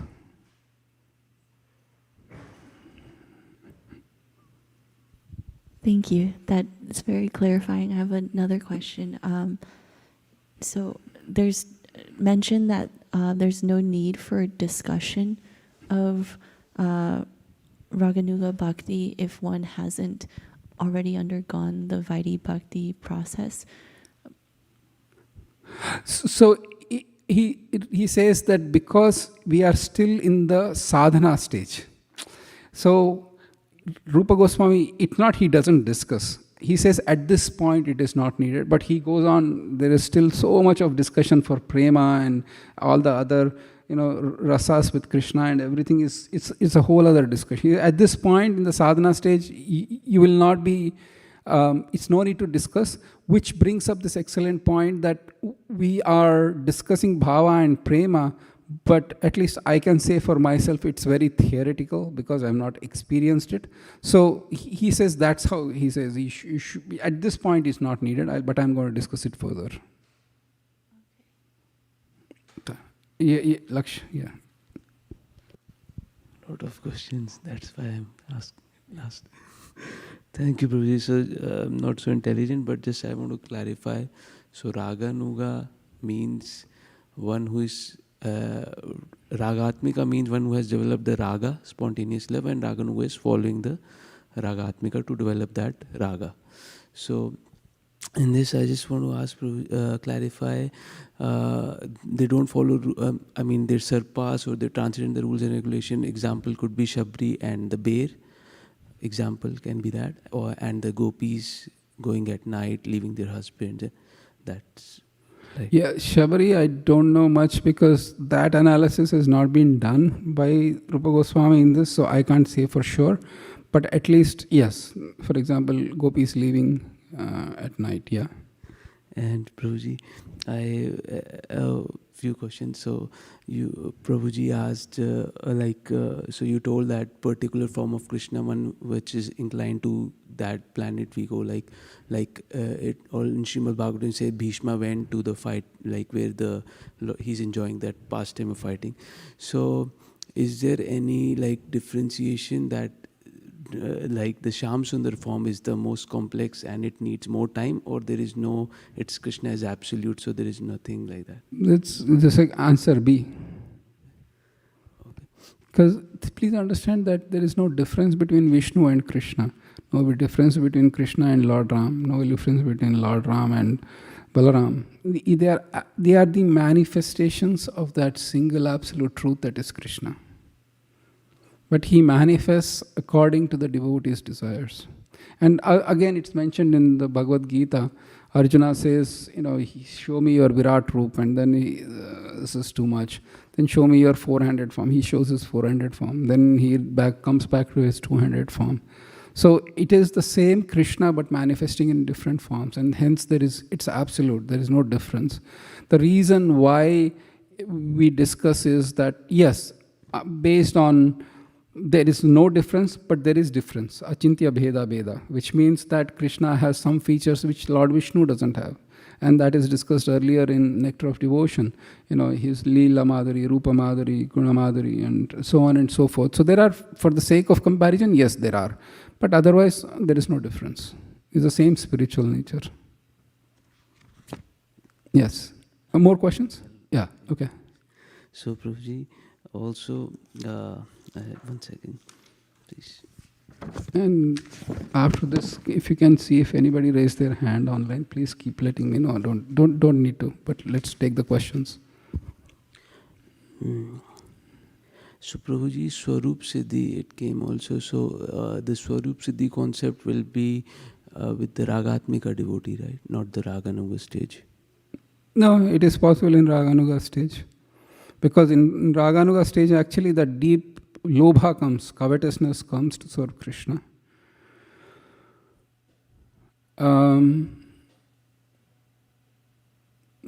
It is there in Raganuga stage. But the thing is, Ragatmika will take a long time to achieve that position, because when you achieve perfection in Raganuga, then you not mentally only serve the devotees, but Bhagavatamrita mentions that you go to a planet where Krishna is enacting his pastimes now in the material world and join his leelas there to serve here in the material plane before being transferred finally to spiritual plane. This is a kind of internship after you achieve perfection in Raganuga. And Prabhuji, as I understood, like in last class also, you told that Raganuga need to take one more birth. They have, now you also said they have maybe 0.1 or 1% of material attachment, maybe like that. So yes. So here is the thing though, Raganuga is still in sadhana, not bhava or prema. Please understand, Raganuga is still in sadhana stage. Sadhana has two divisions, Vaidhi and Raganuga. So we are still in sadhana, not in sadhya stage. So, Prabhuji, in Raganuga, you said it can be by mercy of Lord. So that in sadhana stage, it is also by mercy of the Lord that Raganuga can develop? Yes, but the thing is, it is just an initial lobha or a deep desire, but actually to be situated on that platform, we are not at there. So you are meditating on the Lord like that, and I don't know how many births will it take to kind of perfect Raganuga, and how many births will it take to do Vaidhi. So you are still in the sadhana stage. Bhava is above. Bhava is sadhya, beginning of sadhya, and prema is full sadhya, or the ultimate goal. We will come to those points in bhava and prema, but we are still in sadhana stage. So it doesn't mean Raganuga is perfection. Raganuga is still in sadhana. One last question. Yeah. Prabhuji, this you told like Vaidhi Bhakti, and then there's a two ways to go to Vaikuntha planet or Golok planet. So can you explain? It sounded like Vaidhi Bhakti is much more easier, as like Bhava, Prema, but Raganuga you need to take one more birth, then Ragatmika, and to follow, to develop a Vrindavan Bhav is next to, very hard. So it sounded... No, it's not true. Once you get Krishna's mercy, everything becomes easy. It's not your effort. It becomes really easy. That's not the point. It is just the soul has a specific inclination to serve the Lord. And that is just manifested as we advance in bhakti. That's it. Yes, but my question was, Prabhuji, Raganuga, like you said, Vaidhi Bhakti, then Bhava, Prema, and Sadhana Bhakti, so like this. But in Raganuga stage is also, there should be like, now you said, it is Sadhana, then Bhava with Sadhya, then Prema. No, same thing. Raganuga perfection is Bhava and then Prema. It's the same route. It may emerge, actually. And that's why I said hold that question till we discuss Bhava. Okay. Question, yes. Hare Krishna. I have heard it said that Raganuga Bhakti cannot be propagated systematically, and also that those that have Raganuga Bhakti would not say that they have it. But in that context, is there an appropriate practical example of Raganuga Bhakti? Would Srila Prabhupada be an example? Well, the Goswamis are the example. They came as a sadhakas because they were chanting the Ram. Even though they are eternally liberated, they came us to give us the ideal example of how externally they were quote-unquote male bodies, and they were living in Vrindavan and doing all the things they need to do, but internally they were always meditating on their Manjari Bhav or the Bhav of being absorbed in Vrindavan. So that would be one example. Srila Prabhupada, he never gave his own identity in spiritual world. Over a period of time, scholars have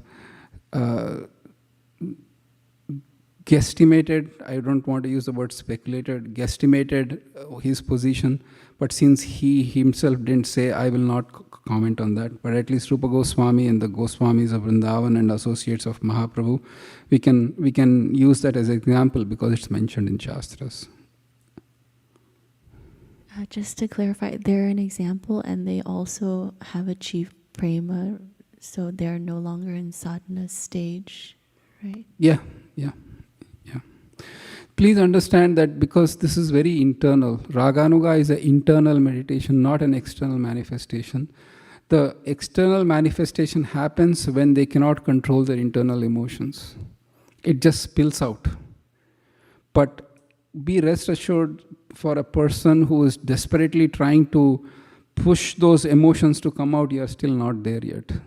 In fact, it's the opposite. You are holding back those emotions with a fear of not displaying publicly for cheap imitation or publicity or whatever it. And you try to hold back, but the emotions will come out beyond or involuntarily that you can't control, hold them back. And in the opposite stage, you try to push those emotions where they are not existent for some fame or for some recognition. It's a different thing. And Prabhupada writes actually in the Nectar of Devotion that an advanced devotee can see that. And he talks in terms of bhava. When we come to bhava, we can discuss that. Yes. Krishna, wait, I'll take the online and they'll come to you. Krishna Varnam Prabhu, yes. Yeah. Hare Krishna, Prabhuji. Prabhuji, you mentioned like Raganuga Bhakti is also called the Pushti Marg. So my question is like all the Pushti Marg Sampradaya followers, they follow Raganuga Bhakti or that's a different path? I haven't read their Sampradaya very deeply to give you an answer. Here it is, Rupa Goswami just mentions it. I mean, we don't use it because he mentioned it, we mentioned it. But I don't know their philosophy deeply. Only I know is they worship Bal Gopal as a parent. That's mood is predominant. That's all I know. But so since I don't know, I cannot comment on that question. I'm sorry. No worries, Prabhu. So I have another question, Prabhuji, if I can ask. Please. Yeah. So as I said, like in Raganuga Bhakti, we follow one of the associate of Vraj. So my question is, where is the line? Maybe if I take an example, sometime we say like Mirabai was following the footstep of gopis, but at the same time, I also heard from some of the devotees like Mirabai was also trying to take the position of Radharani. So where is the difference when we are trying to follow the path in Raghunaga Bhakti? Well, as long as you say I need to follow this or that, you are not there yet. When you are there, then you automatically follow, and there is no question of comparison or choices, because it is revealed. Raganuga is never a choice but a revelation, and that revelation is something that you act upon. I see. And usually it comes through mercy of Guru, comes mercy of advanced devotees of Krishna. Actually, Prabhupada writes, he wants us that, this, I don't know if we are there yet. Let me see if we are there yet. Then I will, yeah, let's do that. Let's go back to, yes, thank you. In this connection, there is a paragraph starting as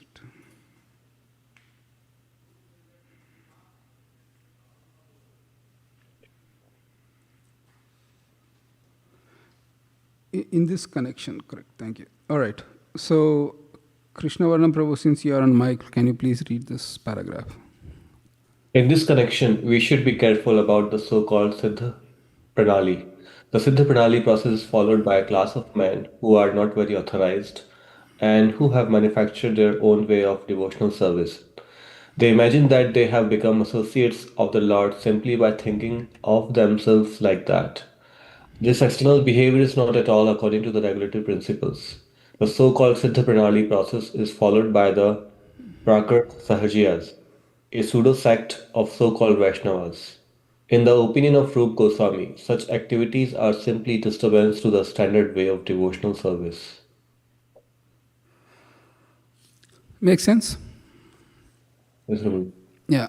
So as long as you have this I want to be, then you are not there yet. Yes, Prabhu. Thank you. Thank you. Yeah, go ahead. There's one more hand. Sorry, Krishna, I'll come then. Yes. Yes, Prabhu. Who is that? Hare Krishna, Prabhuji. Can you hear me? Okay, thank you. Hare Krishna, Prabhuji. Yes, Prabhu. Prabhu, I joined Zoom just for asking that question. Maybe I have missed some of the seconds because YouTube is lagging behind. So one question I wanted to ask about the eternal nature of the soul that you mentioned.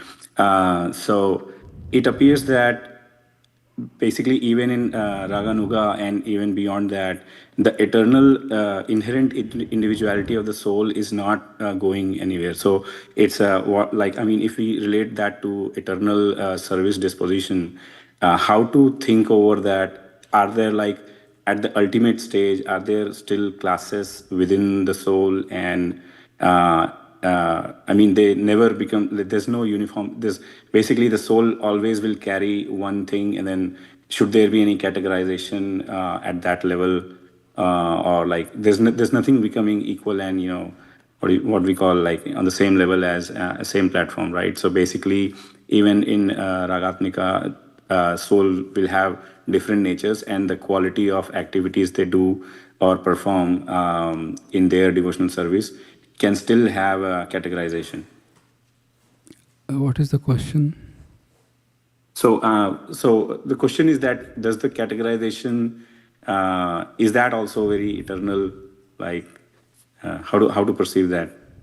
Soul has an eternal nature, and there is no categorization. It's the nature, individual nature of the soul that that is manifest in the time of devotion. There is each soul has its own beautiful relationship with Krishna that complete the pastimes of Krishna, and the soul is acting like that. Instead of thinking of the categories of the soul, you can see how the soul rasa or soul's rasa with Krishna enhances Krishna's pleasure or Vishnu's pleasure.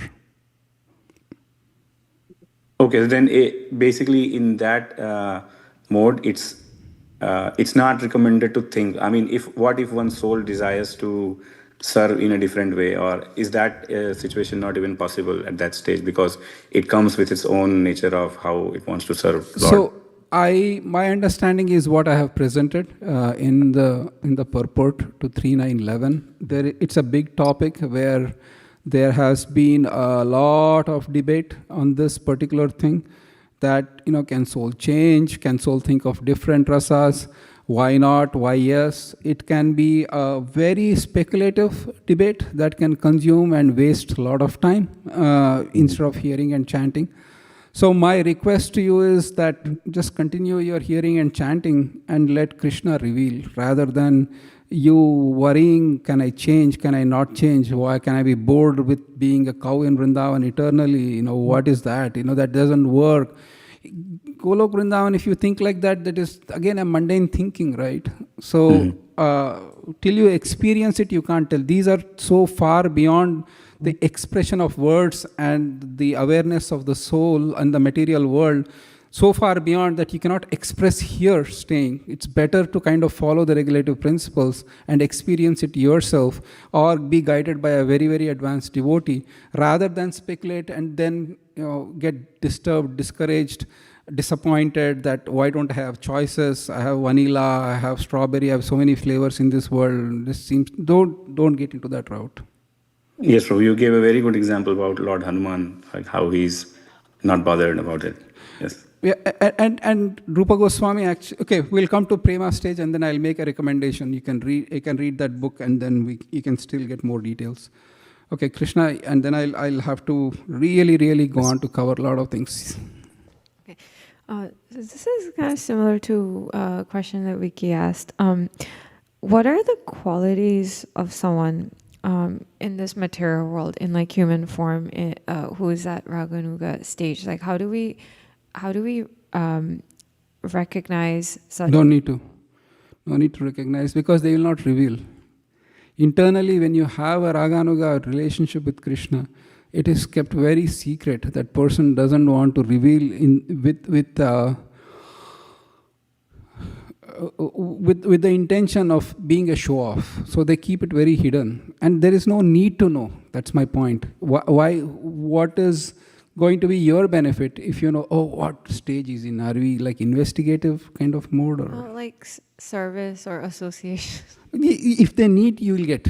You will automatically come to know. So Krishna will make that arrangement. So right now, we have taken initiation vows, we are serving Prabhupada's society. Do it in that seva, do it in that sadhana bhav, and slowly it will uncover. What our greed at this point of time is, let me improve my sadhana, let me refine my sadhana, let me make it deeper, stronger, like sharper, focused every single day, little by little, even though I fall. So that is how it is. Yeah, and how many births does it take to get to this stage? I think it depends on a person's like sadhana, but Srila Prabhupada said like chanting 16 rounds and regulative principles and Kali you'll go back to Godhead. Like, what does that mean? Well, it can take one birth, it can take many births, it can take few minutes. It's again, there is no fixed time for a soul to go back. I will not discuss further that, because I'll tell you this can go a long tangent. Parikshit Maharaj had 7 days, and Shukadeva Goswami said, Khatwanga had a moment, don't worry, 7 days you'll be done. He went back home, back to Godhead, by intense hearing and chanting. Some people take more time, some people take less time. It's a very variable factor. Some people, because there, and you might say, oh, that's a blanket statement, because the reason is this. I am a jiva, each of us are tiny jivas, being around in this material existence since time immemorial. How many impressions, residual impressions are left in you, in you, in you, in you, in you? I don't know. How much of cleansing is needed to kind of come even to the stage where I am deeply attached to Krishna and my goal of life is only Krishna and I don't want anything from this world. Again, undefined. So each soul has its own very personal, unique story to go back home, back to Godhead. And that's why the role of Guru comes in, where you take shelter of your Sri Guru who can give you Diksha and guide you back home, back to Godhead. Right? I'll leave it at that because it can go a long tangent. All right, thank you. I'll complete few more and then we can go. Okay, right now I will say let's take a 5-minute break because you've been like sitting, go stretch, deep breathe. If you need to go to the car and just let it out, yell, but be careful, the neighbors. I mean, you can do that. It's a good form of letting it go. As long as it is yelling at yourself. All right. So we'll come back. This is 10:05. We can come back at 10:10. 5-minute break. Is okay?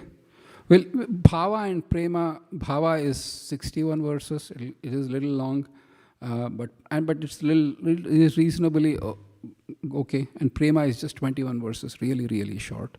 So we'll hopefully wrap up those two. All right, let's take a break.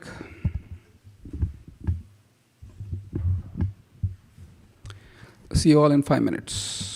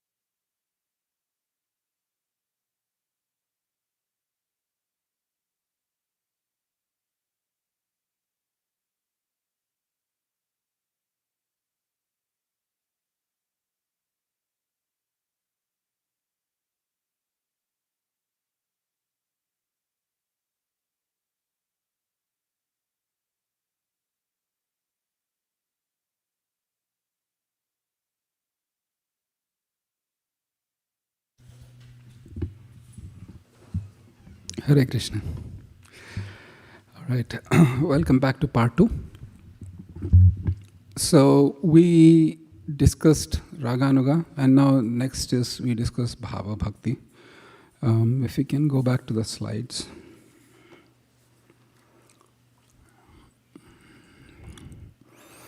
Till now, what we discussed was the means, the path, the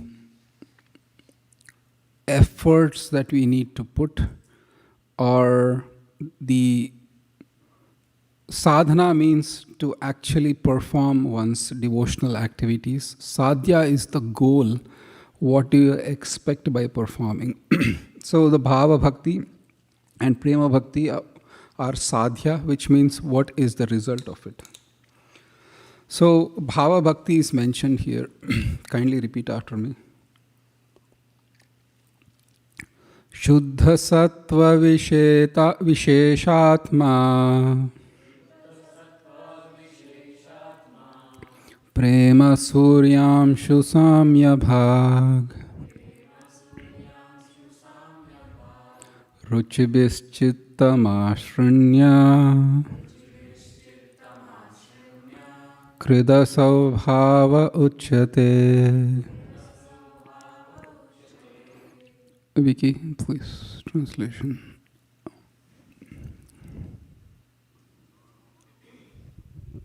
Bhava Bhakti is that part of Bhakti whose essence is Samvit and Hladini Shakti.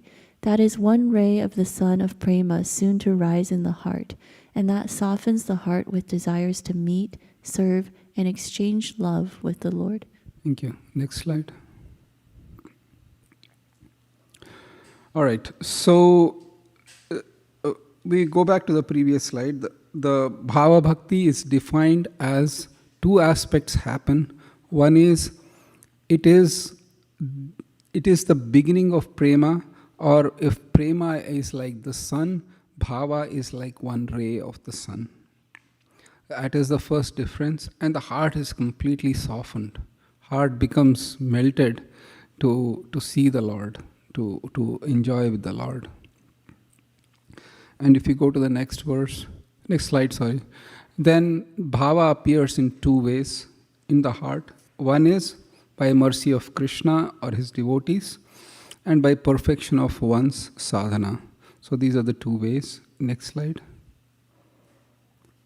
So it is mentioned bhava appears in two ways, by mercy of Krishna or his devotees, and that can happen in three ways.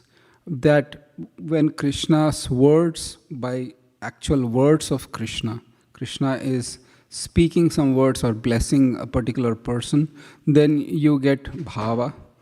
Then, or the presence of the Lord, just the Lord is being present, then you get bhava or the devotion. The third one is just appears in the heart, out of its own accord. There is no the Lord involved. There is no his words or his presence is not there. But from a sadhana stage, suddenly bhava sprouts or appears. That is one. And then the other, this is the mercy of Krishna and his devotees. Rupa Goswami is very rare. Don't expect, because if you hear, oh, mercy of Krishna and his devotees, I don't need to do any sadhana. Rupa Goswami says, don't try that route, because it is exceedingly rare. It is much more easier to develop bhava through following sadhana bhakti. So the second aspect, how bhava comes in the heart, is by perfection of one's sadhana. And by Vaidhi sadhana is through Narada Muni. He mentions about how he listened to the Bhakti Vedantas who came to the ashram, or for those 4 months when his mother was serving them, and he listened to them. So he developed bhava and prema through, and then Narada is the example like that. There is one lesser known example Rupa Goswami mentions. By Raganuga sadhana is a young girl dancing all night for Krishna and developed bhava. It is mentioned in that particular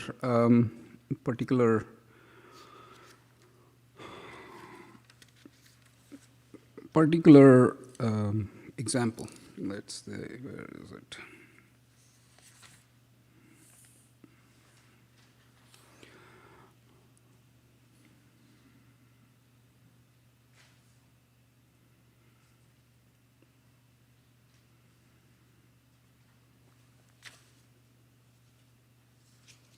If you, let's see.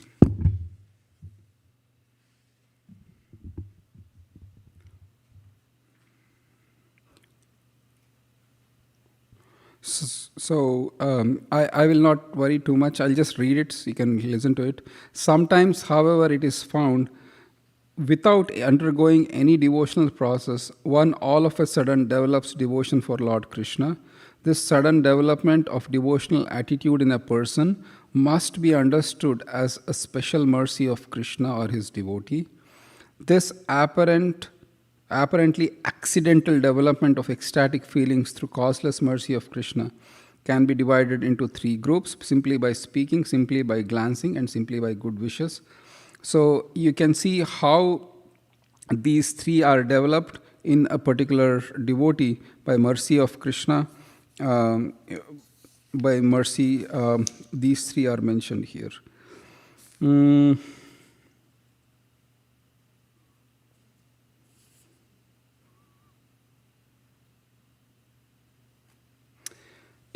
this connection, also when Prahlad was in the womb of his mother, Narada Muni spoke, and that was another cause of ecstatic love. Even at age of 5, he was developing love for Krishna. So this is mentioned there. More questions or comments? We can actually do a little more, and then I'll take question and comments. Then in the next chapter, in the chapter number 18, Rupa Goswami actually gives what is the characteristics of a person who's in bhava. If you can go to the slides.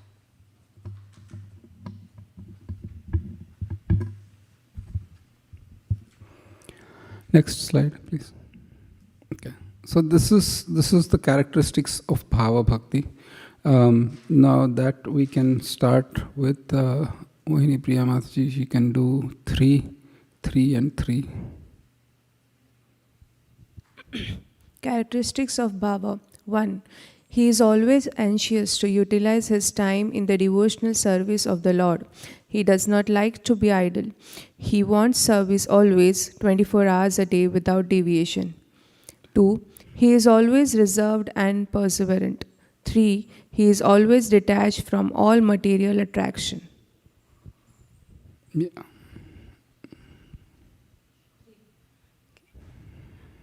He does not long for any material respect in return for his activities. He is always certain that Krishna will bestow his mercy upon him. He is always very eager to serve the Lord faithfully. He is very much attached to the chanting of the holy names of the Lord. He is always eager to describe the transcendental qualities of the Lord. He is very pleased to live in a place where the Lord's pastimes are performed, example Mathura, Vrindavan or Dwarka. Thank you. So you can see the 18th chapter actually talks about this. We hear that we should always 24/7 chant the names of Krishna and serve Krishna.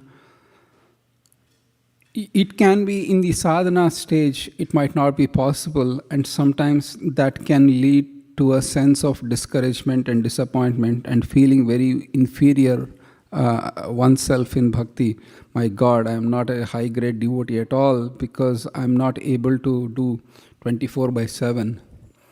But please understand that's a characteristic that will come naturally on the stage of bhava, which is a really advanced stage. So in the sadhana stage, we at least say, okay, I commit myself to doing this much sadhana every day, no matter what. And one can define one's own sadhana.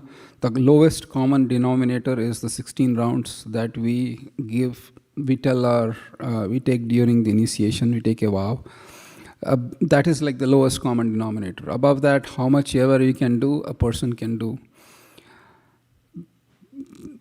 So when you forcefully try to do 24/7, then you will feel a burnout if you are not on the stage of bhava. Oh, let's do this, others are doing so much in the temple, let me do it, If you go in that passionate mode, it won't last and you will feel a sense of burnout. So in bhava stage, it's very natural. You don't want to do anything else. You just don't want, you're so in love with Krishna, you're so in relishing Krishna, you don't want to do anything else.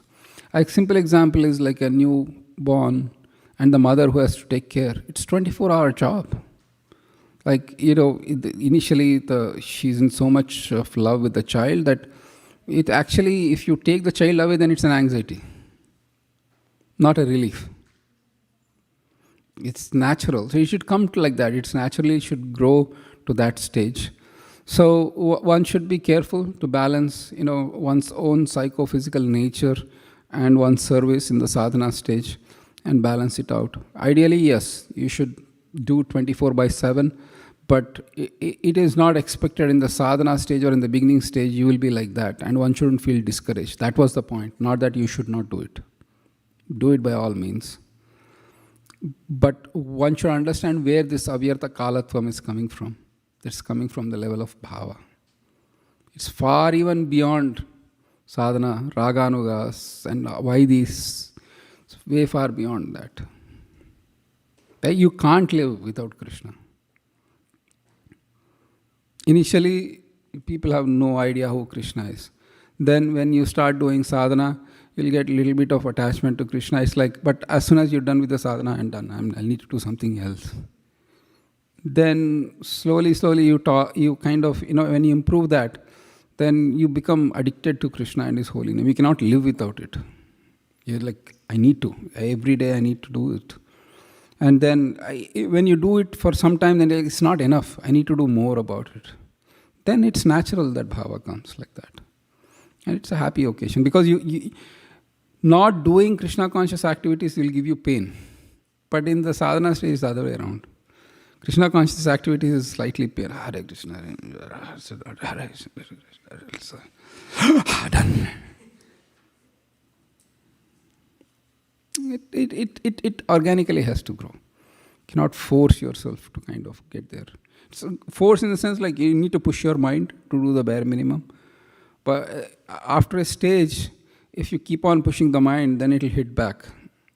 I want to even do 16 rounds. So you see how if you push too much, then the consequences of mind pushing back might be even dangerous. And that lowest common denominator can be affected. So it should be a very healthy way of organically growing through one's service and taking care of one's own needs, one's own physical, mental, other needs, at the same time family needs, job needs. There are so many aspects to it in the sadhana. It's not, it's 24/7 seems like an ideal world of Vrindavan where you go and there is nothing else, you give up everything. That's not necessarily true. Make sense? All right. Then always reserved and perseverant. Rupa Goswami gives a lot of examples for each of these. If you read Nectar of Devotion chapter Bhava Bhakti, he always gives examples. He is always reserved, or she is always reserved and perseverant. An example is given. She is always detached from material attraction. Again, an example is given.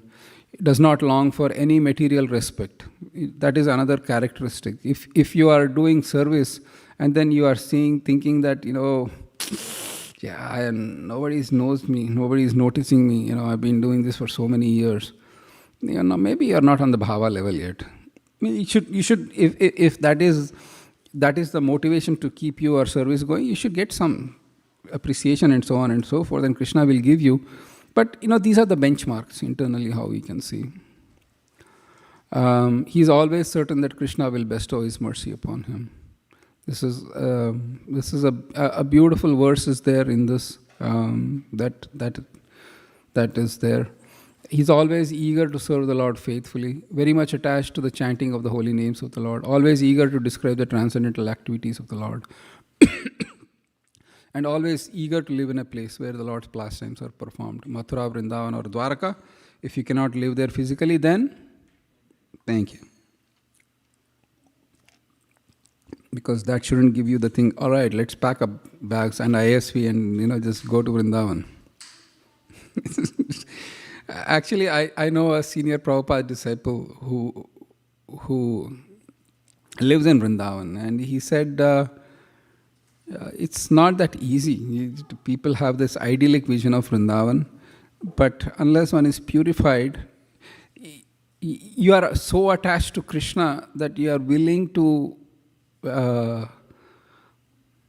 tolerate and just be in Vrindavan because you are attached to Krishna is a different feeling than, give up everything and go in Vrindavan and try to push yourself. That's a whole other thing because your nature is different and you cannot probably live in Vrindavan like that. That's why you should go to Vrindavan, stay for a few days, recharge yourself, come back. And I'm not making it up. Mahaprabhu said to Jagadananda Pandit, I want to go to Vrindavan. Mahaprabhu didn't give him permission for a long time. And then he says, okay, go to Vrindavan, don't stay there for a long time, don't criticize the devotees and their way of life or their way of worship to Krishna. Always stay with Sanatana Goswami and then visit the 12 forests of Vrindavan and come back. Okay, he was like, don't stay for a long time. And Mahaprabhu led by example. He went to Vrindavan once. And then for last 18 years of life, he was just pining. His heart was completely in Vrindavan, but he never physically went to Vrindavan. All right, next we'll go. So this is the Sanskrit of those 9. I mean, we'll link it so that you will remember it. It's easy. Kindly repeat after me. Kshantir avyarta kalatvam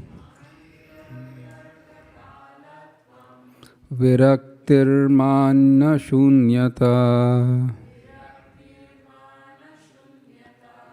ashabandha samutkantha namagane sadaruchi asaktistadgunakhyane प्रीतिस्तद्वसति स्थले इत्यादयोनुभावास्युर् जातभावाङ्कुरे जने. So these are the same thing. Kshantir is the first thing, which is always, all this Kshantir is reserved and perseverant. Avyarta kalatvam is that, and then then mana shunyata is like no material respects. So you can link it up if you want to. It'll be a nice example for doing bhava bhakti. All right. Next slide, please. So this is one thing. Rupa Goswami discusses that there can be a semblance of bhava. There can be like Krishna, you didn't get a chance to read. Why don't you try read this paragraph? Semblance of bhava. This imitative attachment can be divided into 2 headings, namely shadow attachment, chaya, and pada, pratibimba, transcendental attachment.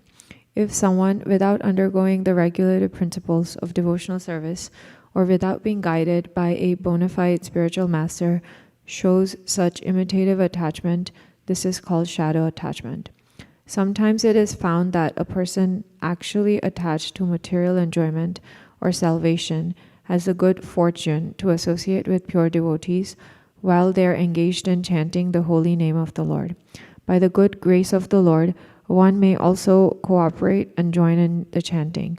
At that time, simply by the association of such pure devotees, the moon-like rays of from their hearts reflect on him, and by the influence of the pure devotees, he may show some likeness of attachment caused by inquisitiveness, but this is very flickering. And if by the manifestation of such shadow attachment one feels the disappearance of all material pangs, then it is called pada attachment. So if you go to the temple sometimes, you participate in some activity of the Lord, and then the great devotees are there. Their own bhava can reflect in one's heart, and you can feel that ecstasy as well. But that is just a semblance. It's just an imitation. Is a reflection. Is a shadow. That's it. It is not the actual substance. So Rupa Goswami writes it and Prabhupada writes it so that one distinguishes. One doesn't need to necessarily fall into trap, into this kind of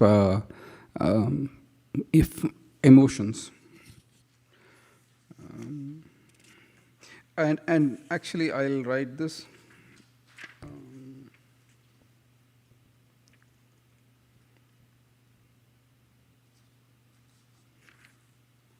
So we can go to the paragraph in Vedabase.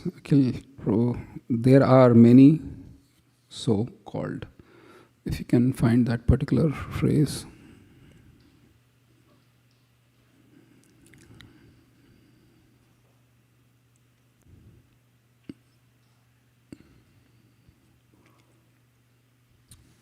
Or I can read.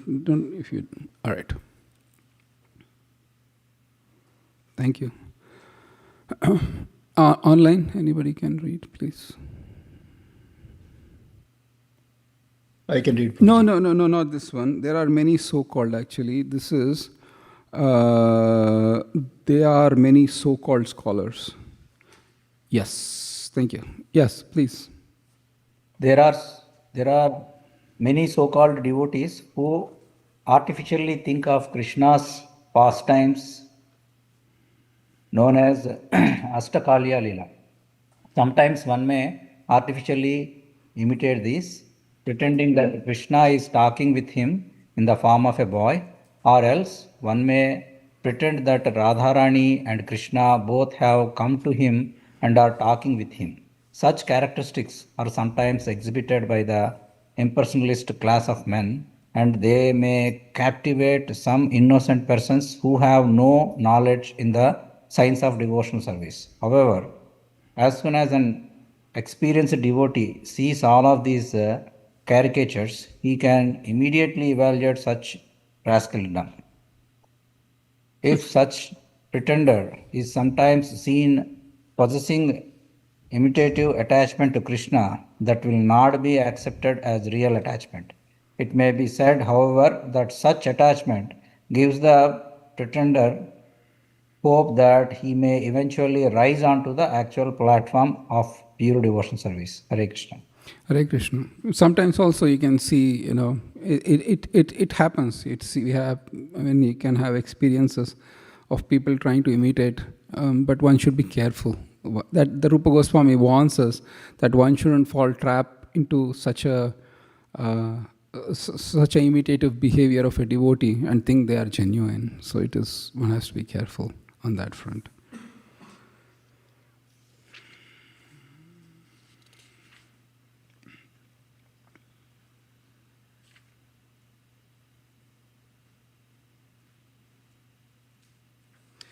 One last point is that even in the stage of Bhava Bhakti, there can be certain deficiencies, and it is mentioned towards the last paragraph.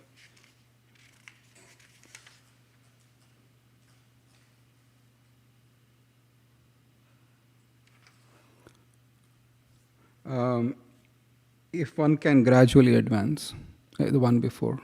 Yes, please. Somebody online can read.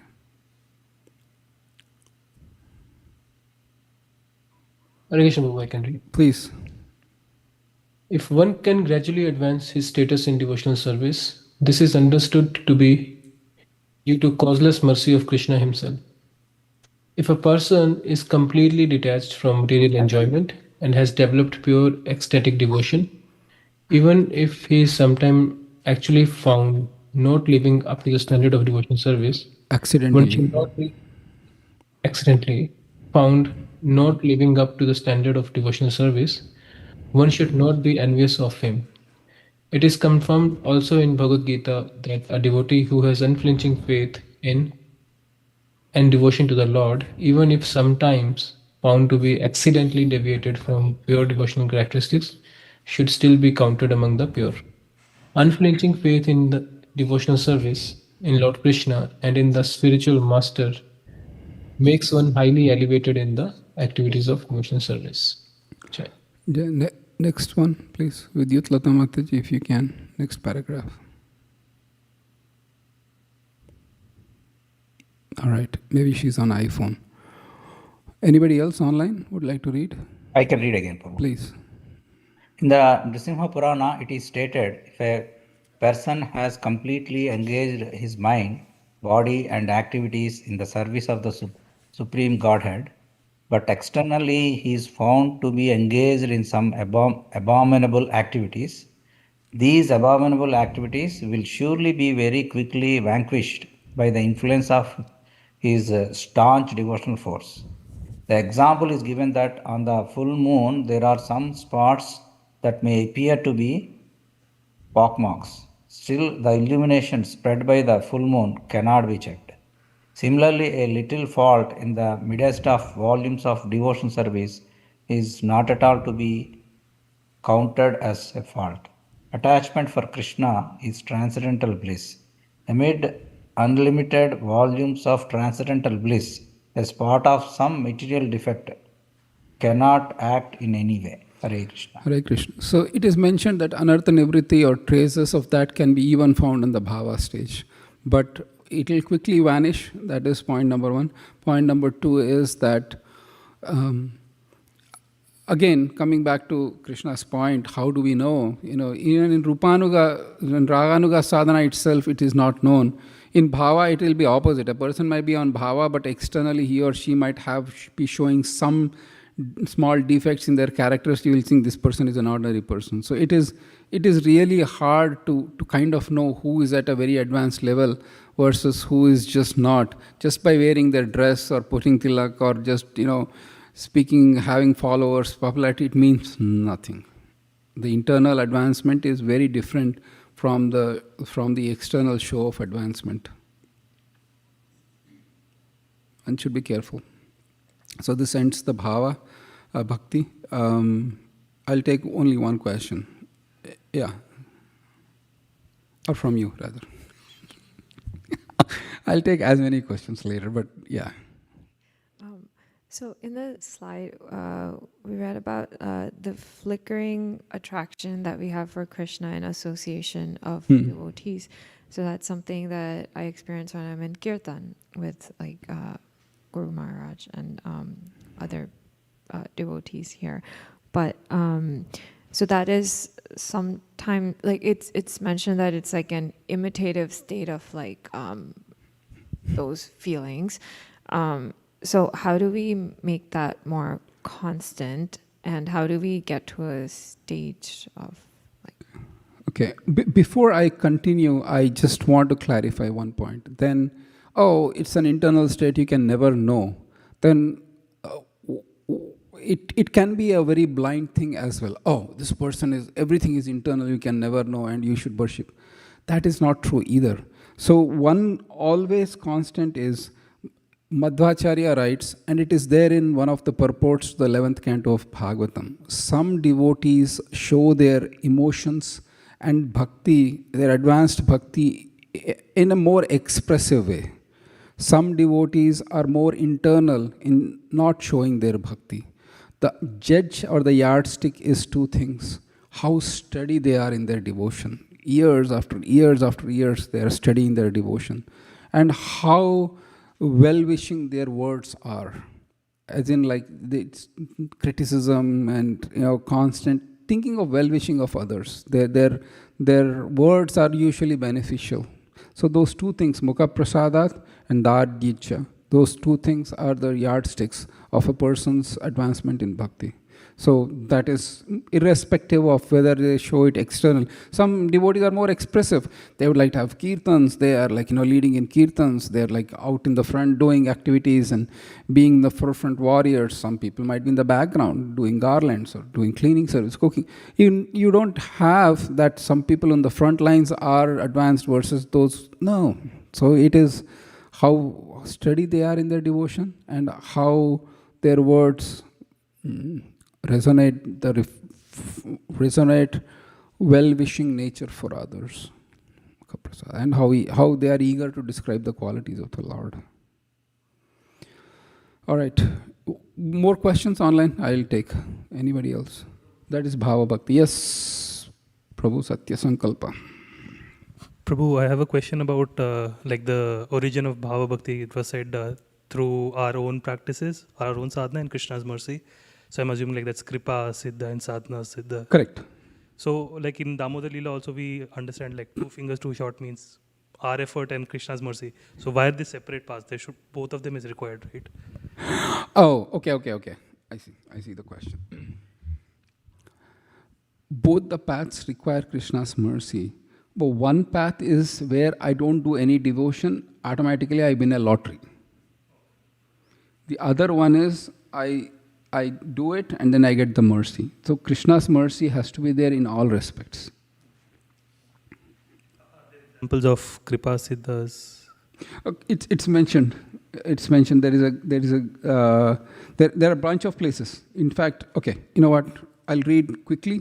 You'll get a flavor so that we can go.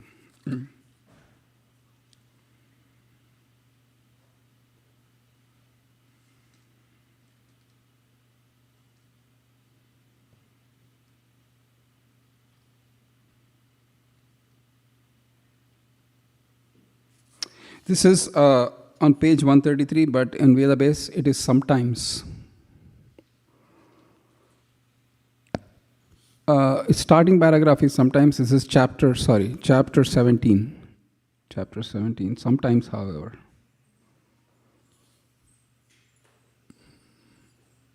Sometimes, comma, however. Yep, there we are. Sometimes, however, it is found that without undergoing any devotional process, one all of a sudden develops devotion for Lord Krishna. This sudden development of devotional attitude in a person must be understood as a special mercy of Krishna or his devotees. This apparently accidental development of ecstatic feelings through the causeless mercy of Krishna can be divided into 3 groups, simply by speaking, by glancing, and by good wishes. In the Narada Purana, there is a statement about the development of ecstatic love simply by speaking. Lord Krishna says to Narada, "O best of the Brahmanas, I wish that you may develop unalloyed devotional to me, in service to me, which is full of transcendental bliss and all auspiciousness." In the Skanda Purana, this is Krishna saying by words. Now, the next example is in the Skanda Purana, there is a statement about developing ecstatic love toward Krishna simply by glancing. Here it is stated, when the inhabitants of the Jangala province saw the personality of Godhead Krishna, they were stricken with feelings that they could not withdraw their glance from him. As far as heartfelt wishes or Harda is concerned, there is a statement in the Shuka Samhita where Narada tells Srila Vyasadeva, "You have a son who is the greatest devotee of the personality of Godhead, and I can observe that without any following of the regulative principles of devotional service, he is already enriched with many of the symptoms achieved by the execution of devotional service after many, many births." So this is Shukadeva Goswami. He had nothing. He just came out of the womb and he just went off. And so you can see, it's mentioned like this. And then you can see Vaidhi sadhana and Raganuga sadhana. So it goes both the paths. All right.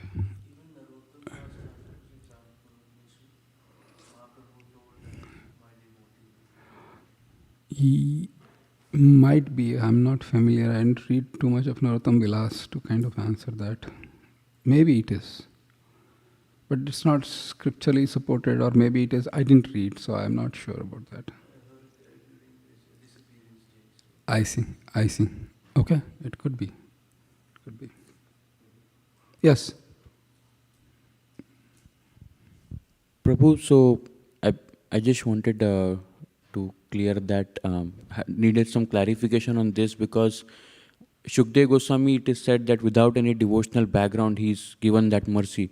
But at the same time, I have heard something like Shukdev Goswami is Srimati Radharani's parrot. So how do we understand that? Because he is already established in that position of service. So when he appears, he has to come with all those qualities. So how do we? So the Lord's devotees, they perform many pastimes. Eternally, they have one position, but they can come to show to the world, the differences or the nuances.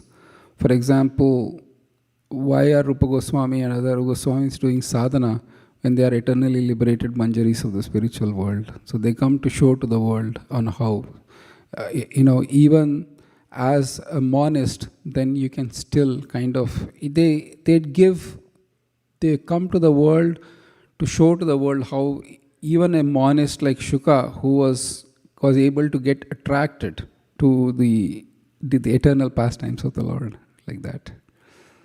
And Vyasa's mercy came in when Shuka. So it is the Lord, he just wished, but then through mercy of Vyasadev, Shukadeva Goswami became exalted sage. Having said that, I have not read the scripture deeply on the context of Shuka being Srimati Radharani's parrot.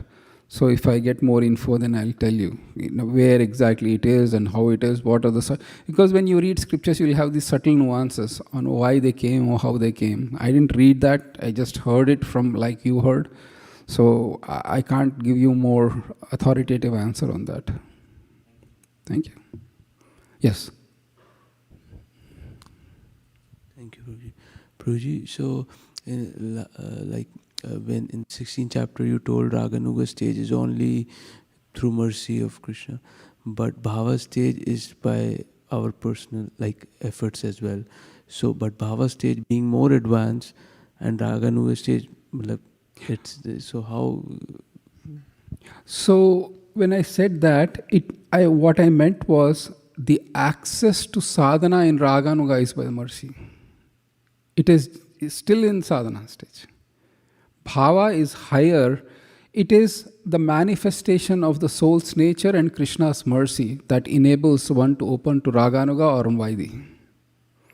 If you are in, for example, if a person is perfectly situated in Sri Sampradaya, for example, worshipping Lakshmi and Narayan, and their perfection will not yield to Raganuga because it's a path of Vrindavan.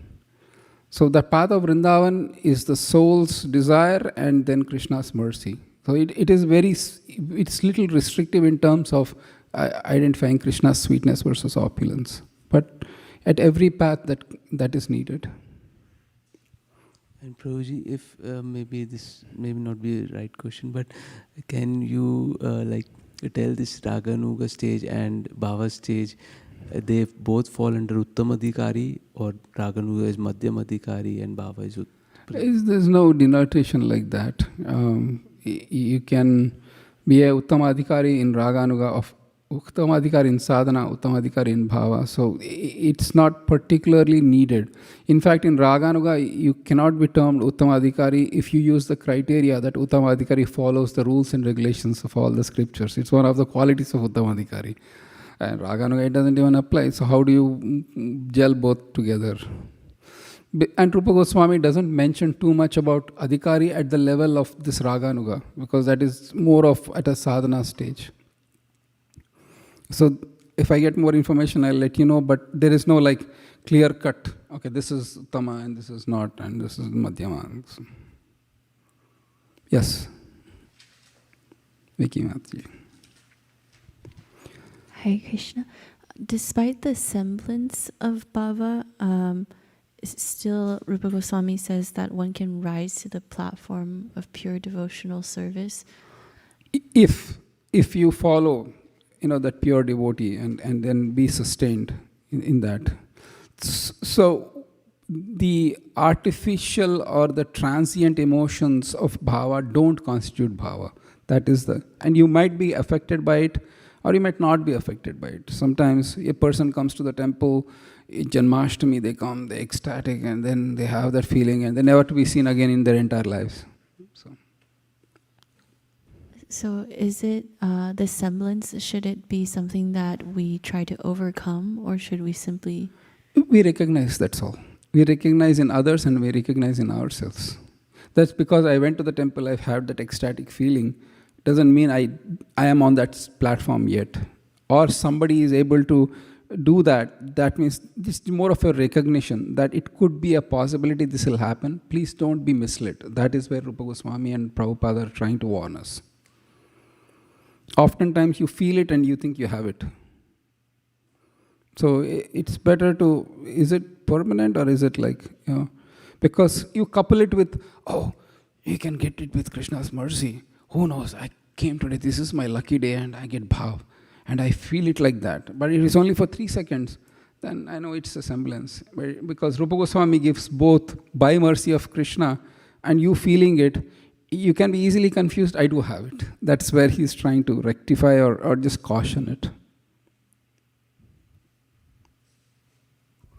Sorry, I guess I want to clarify, is there a need for us to be cautious against having that? It's just recognizing it and being aware. It's more than cautious, being aware. Yeah. Otherwise, you can easily mistake. And I'm in bhava, what rules and regulations? Ekadashi is for, I'm about that. That's the problem. 16 rounds is only for sadhakas. I'm about that. I always think of Krishna. Why should I chant 16 rounds? Okay, how mind can actually trick. Maya Devi can trick in many ways to kind of, waylay you from the path of Krishna. So it's better to always, the beauty is that even in the advanced stages, it is mentioned the acts of devotion is equally applicable in Ragatmika Bhakti. It is not that the acts of devotions are lost. The gopis are chanting the names of Krishna and talking of the pastimes of Krishna 24/7. So the act of glorifying and hearing about Krishna is true at every level. And when your mind says, no, we are beyond that, it means that I am attached to Krishna to the extent that I am doing it 24/7. I don't need to follow the scriptures injunctions. I'm so absorbed, I want to chant 64 rounds every day. Well, you have to chant only 16, not more than that. The whole idea of 16 rounds was to regulate your mind to chant every day. But when you go beyond that, you don't. The 16 round regulation is not there because you are chanting far more than that with more ecstasy because of the more sweetness you are deriving from Lord's name.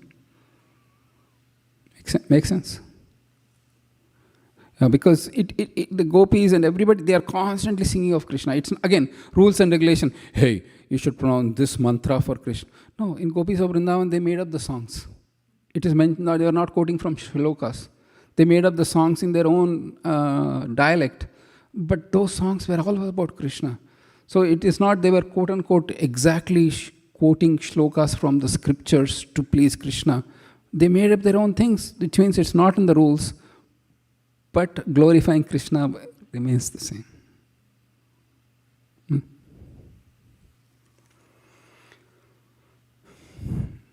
Yes. Okay, quick. Okay, again, a follow up on this. So how do we make sure that we keep practicing so that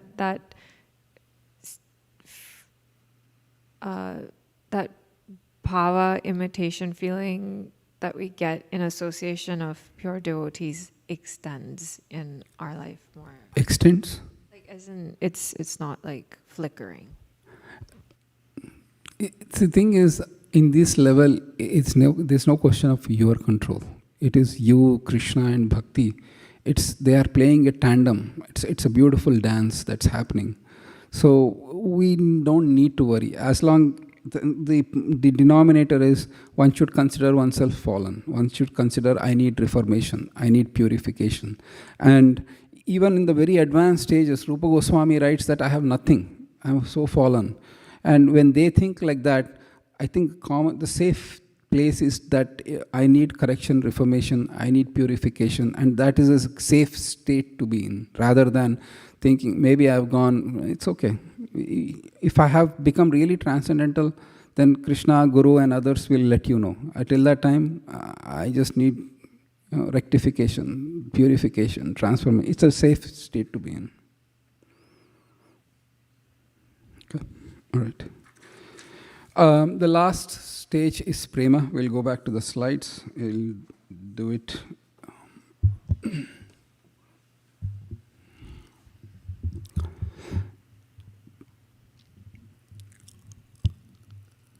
Okay, this is the definition of prema. And please remember the difference between bhava and prema. Who knows?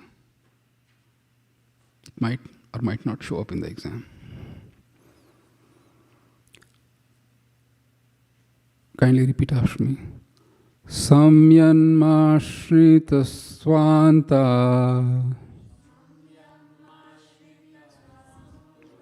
Okay, let me do that again. Samyanmashrita swanto Mamatvati shayankitaha Bhava sa eva sandratma Budai prema nigadyate. Laksh, please. When bhava becomes extremely condensed, it is called prema by the learned. It softens the heart completely and produces extreme possessiveness of the Lord in the devotee. So here is the difference between bhava and prema. In bhava stage, the heart is softened, but in the prema stage, it is completely softened. In the bhava stage, it is like the ray of sunshine. In prema, it's full-blown sun. In bhava stage, the possessiveness of the Lord is not so much, but in prema stage, it is to the extreme degree. The Lord is mine. It is a very high level of possession. For example, Mother Yashoda, that mamatva is actually there. Mamatva is not motherliness, but minus. It's a hard word in English to translate, but it is feeling of possessiveness or minus. Mother Yashoda thinks this is my child. Even though Krishna is the absolute truth, it's that extreme possessiveness is there. He is my child. If I don't feed him, because he's playing with his friends and he doesn't come to eat lunch, she will think if I don't feed my child, he will starve. But little she is aware that that child is feeding unlimited number of living entities, right from squirrels that eat outside to bacteria to human beings to Brahma. And that this is just one universe, unlimited number of souls. He has unlimited number of universes like that, and he's feeding everybody within. Yet Mother Yashoda thinks, she is completely unaware. Like, if I don't feed my child, he will starve.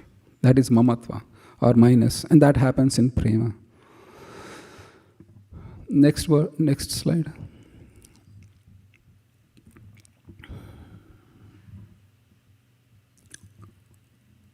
This is another definition of prema. Ananya mamata Vishnu Mamata prema sangata Bhaktir ityuchyate bhishma Prahlado naradaihi. Please, translation. In the Pancharatra, it is said, Prema is defined by Bhishma, Prahlada, Uddhava, and Narada as that bhava which has possessiveness related to Vishnu or any other form of the Lord and to no one else. So at that extreme stage, Prabhupada mentions that you just have possessiveness only for Krishna and nothing else of this world. That's another thing. If you, in that stage of prema, again it will naturally come. This is another definition of prema. Next slide, please. So again, prema has two types. And so we have discussed how bhava comes in from sadhana or Lord's mercy. So prema comes in from two places, that arising from bhava or that arising from Lord's extraordinary mercy. And then that arising from bhava, we discussed how it evolves. That arising from Lord's mercy, there are two methods. One is that is endowed with knowledge of Lord's power, Vaidhi. So if you achieve perfection through Vaidhi and you achieve perfection bhava and prema, then you will become one of the devotees in Vaikuntha or Dwaraka or Mathura, like queens of Dwaraka. They achieve that position knowing Krishna's opulence and grandeur. But if you are that endowed with the knowledge of Lord's sweetness is Raganuga, and then you will not know much about Krishna's opulence. Just like Mother Yashoda, as I mentioned earlier, had no clue that my child can feed innumerable number of living entities. She thinks that I need to feed my child. So this is the Raganuga path or the Vaidhi path, and they reached the level of prema. Next slide, please. Okay, we'll go back to that slide. Previous slide, thank you. I'll read few of the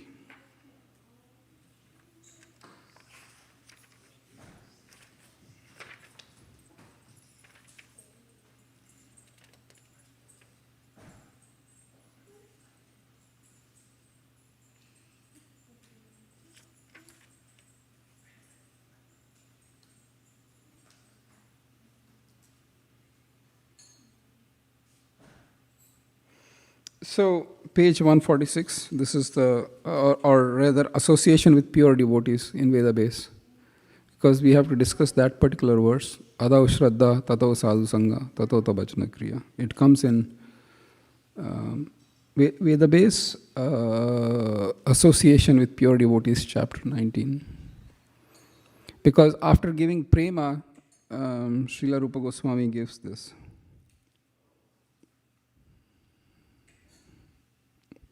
Thank you.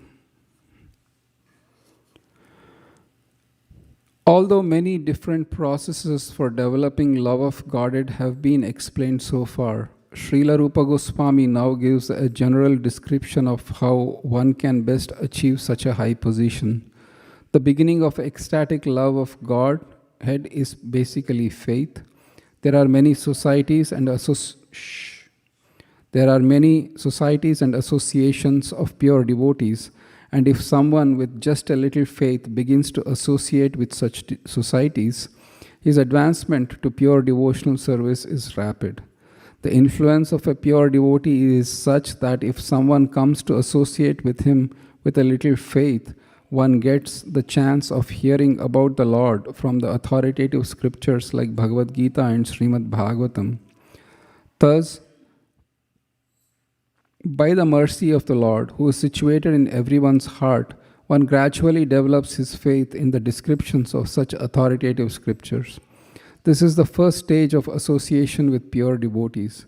In the second stage, after one becomes a little advanced and mature, he automatically offers to follow the principles of devotional service under the guidance of the pure devotee and accepts him as a spiritual master. In the next stage, under the guidance of the spiritual master, the devotee executes devotional service. And as a result of such activities, he becomes freed from all unwanted occupations. When he is freed from all unwanted occupations, his faith becomes steadily fixed, and he develops a transcendental taste for devotional service, then attachment, then ecstasies, and in the last stage, there is pure love of Godhead. These are the different stages in the development of pure love. So this is the famous verse, Adau Shraddha, Tato Sadhu Sangha, Tato Tabhajana Kriya, Tato Anartha Nivritti Syat, Tato Nishtha Ruchistata, Asaktis Tato Bhava, Tato Prema Abhyutanchati, Sadhakanam Ayam Premna Pradurbhavet Bhavet Kramaha. This is the path that Rupa Goswami, he does that in that. If you want to look up that verse, Bhagavad Gita, 4th chapter, I believe it is the 10th verse, has that verse. We can do it together. So we can discuss about 5 minutes on that verse. And then, if you go to the purport, please. Please keep coming down. All right, kindly repeat after me. Adau Shraddha Tata Sadhu Sangota Bhajana Kriya Tato Narta Nivritti Syat Tato Nishta Ruchistataha Asaktis Tato Bhavas tatah premabhyudanchati sadhakanamayam premnaha pradurbhave bhavet kramaha. So in the beginning there is small amount of faith, and then you just stumble into a temple or meet a exalted soul who's a devotee of the Lord, and then from there you actually then start doing next Adav Shraddha Tato Sadhu Sangha, which you stumble into the temple or meet. And then you do Bhajana Kriya. You start chanting the names of Krishna. You start hearing the glorifiers of Krishna. Then after you do Bhajana Kriya, then Anartha Nivriti. Unwanted things in the heart kind of slowly, they don't, you don't feel anything for them. Slowly, it will happen slowly. Like, person may be very passionate about, for example, cars, but after bhakti, be like, what is a car? It's just a lump of molecules that have to work very hard to maintain. It's like no taste. But anartha nivritti can span a long time. After anartha nivritti comes what? Nishta, means fixity. Just we are fixed in devotional service to Krishna. I don't want anything. I don't want to give up. I might have other things, but I don't want to give up. Nishta. Then you get ruchi, taste. I want to hear about Krishna. When there is a program and you are hearing Bhagavatam, I really want to hear what's going on. I want to hear again and again. Then ruchi. Then from there, asakti is an attachment. And then bhava. So you can see how anartha nivritti spans across these. So you can see anartha nivritti in line 3. Then in nishta, ruchi, asakti, even up to bhava, that anartha nivritti is there, but in a very decreasing fashion. At the stage of bhava, anartha nivritti is like putting a drop of ink into the ocean. Does it affect the ocean? But the ink is there. And it is, Rupa Goswami writes, even on the level of bhava, if a person who offends the devotee, the bhava can be lost. If you offend severely, bhava is lost. If you offend mildly, bhava becomes bhava bhas, from genuine to imitation. And then it has serious consequences. On the level of bhava, one should be careful not to offend the devotees, because you can lose the bhava or the taste for Krishna. And then prema is a place where you have no material contamination. You cannot fall down. There is no question of fall down. And I'll tell you one thing about prema. Krishna says, always think of me, right? Manmana bhavamad bhakto madhyajima. We think at least 80 to 90,000 thoughts a day. You think about it. Like you're just sitting right now, or just in a space of 5 minutes. Take this example. Go home. Don't do anything. Just sit and just be aware of your mind and the thoughts of mind. Oftentimes, thoughts you are not even aware. Internally you just go do something. Why did I do that? Oh, mind said that I should do it. I don't even aware of it. I'm the action. I am aware of it. You'll be like, why did I? Yes. You're talking. Oh, why was I talking about? You lose the train of thought, because the thoughts go so fast and the actions try to keep up with it. And then you as a soul are just following it. So do this experiment at home, where 5 minutes you just observe your thoughts. Just don't do anything else. Just observe the thoughts that are coming into your mind. You'll be amazed by the thoughts that they come. In the stage of prema, that 80 to 90,000 thoughts a day, not a single is not about Krishna. Your thoughts are so dense, they just only can think of Krishna. That is the level of prema. You might be doing other things. You might be thinking of other things, but those things are entirely in relation to Krishna and nothing else. So I think Satya Sankalpa Prabhu made this really nice point, and I liked it.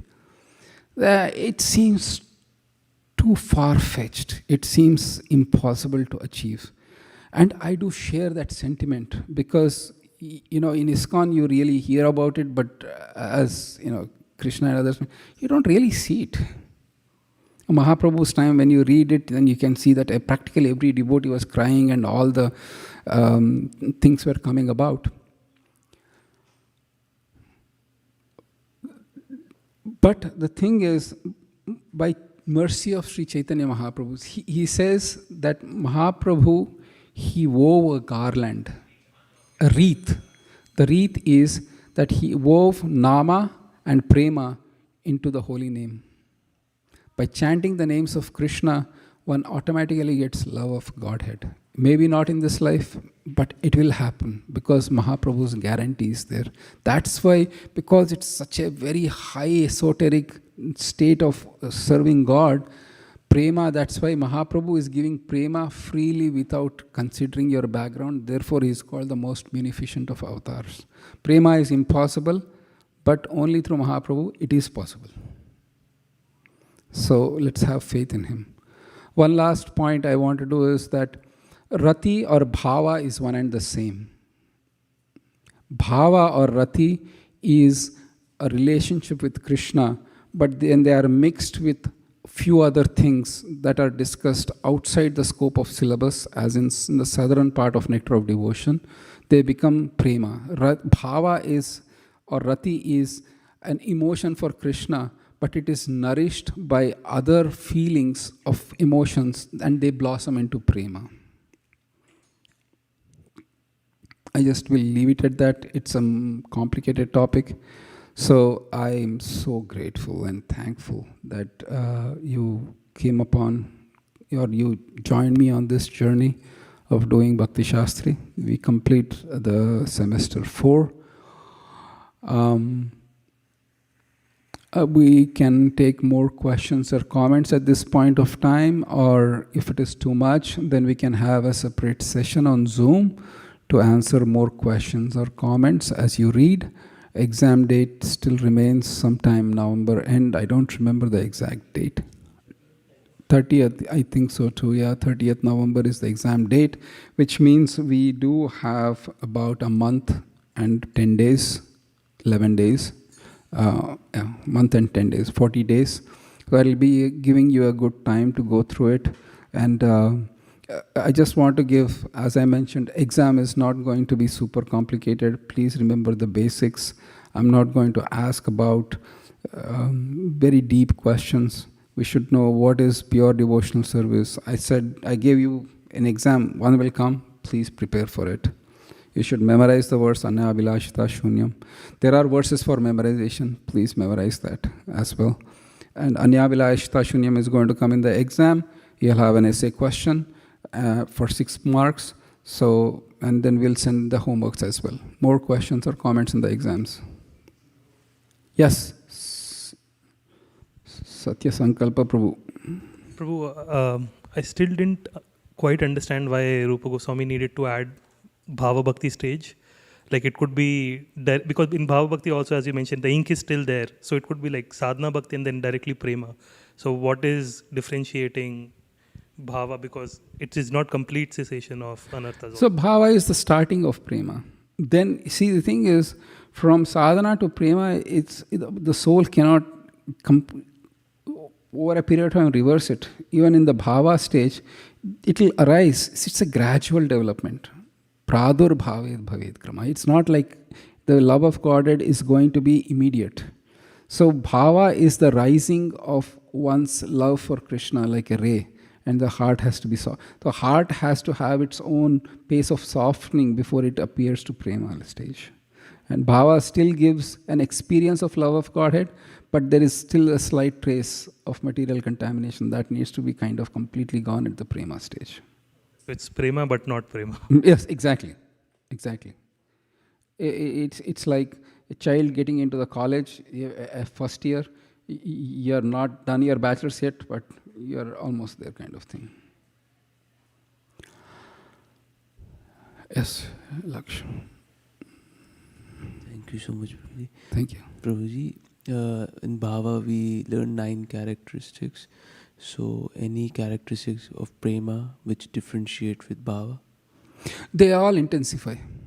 all of them just intensify it, in the sense that prema actually becomes a little more, the awareness of even place is lost. In bhava stage, a person tries to, for example, tries not to waste time. He is anxious to use all his time.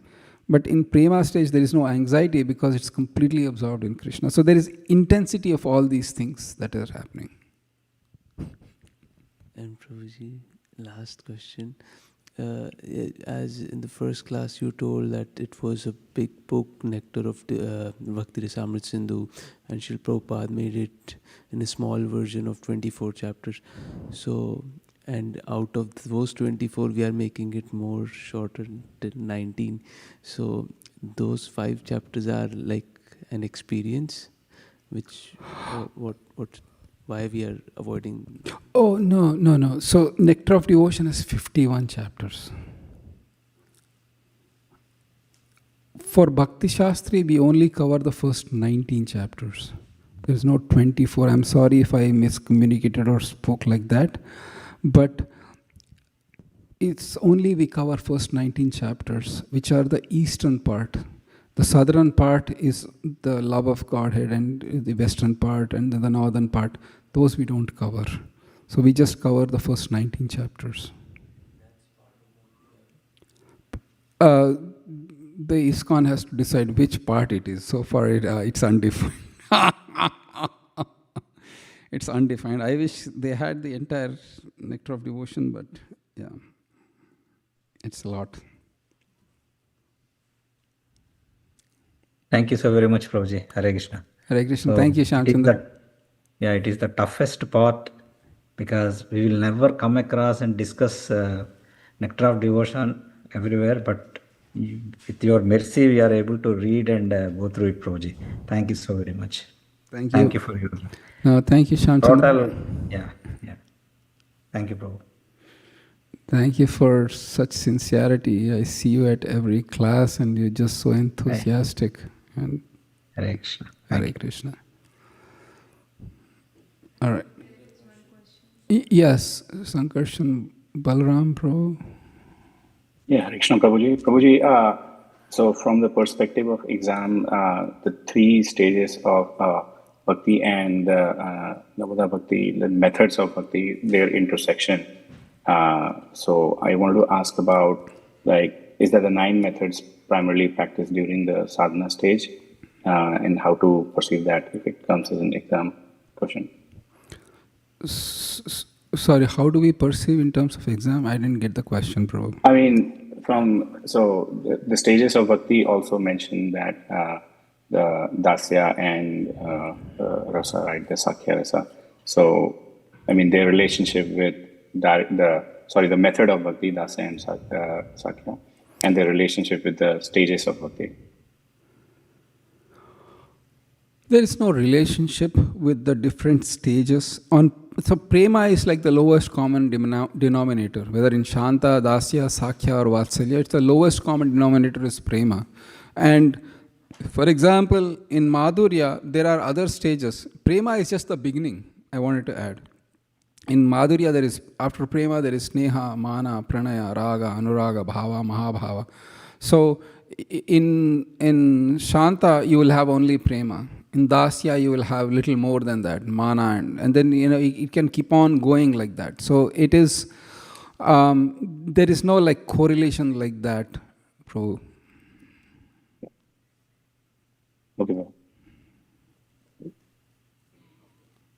Okay. All right. Thank you very much. I will see you all. And any feedback, anything you have, just send me in the WhatsApp group. We have had a long session right now. I'm sure many devotees would like to, do other things, and there is a decoration that needs to go. And my apologies that because of me it got delayed by some time. But I will see you all. Krishna willing, whenever He allows me give the chance to serve you. Thank you. Vanchakalpatarubhyascha kripasindhubhya. Jai. Srivas Pandit Prabhu ki jai.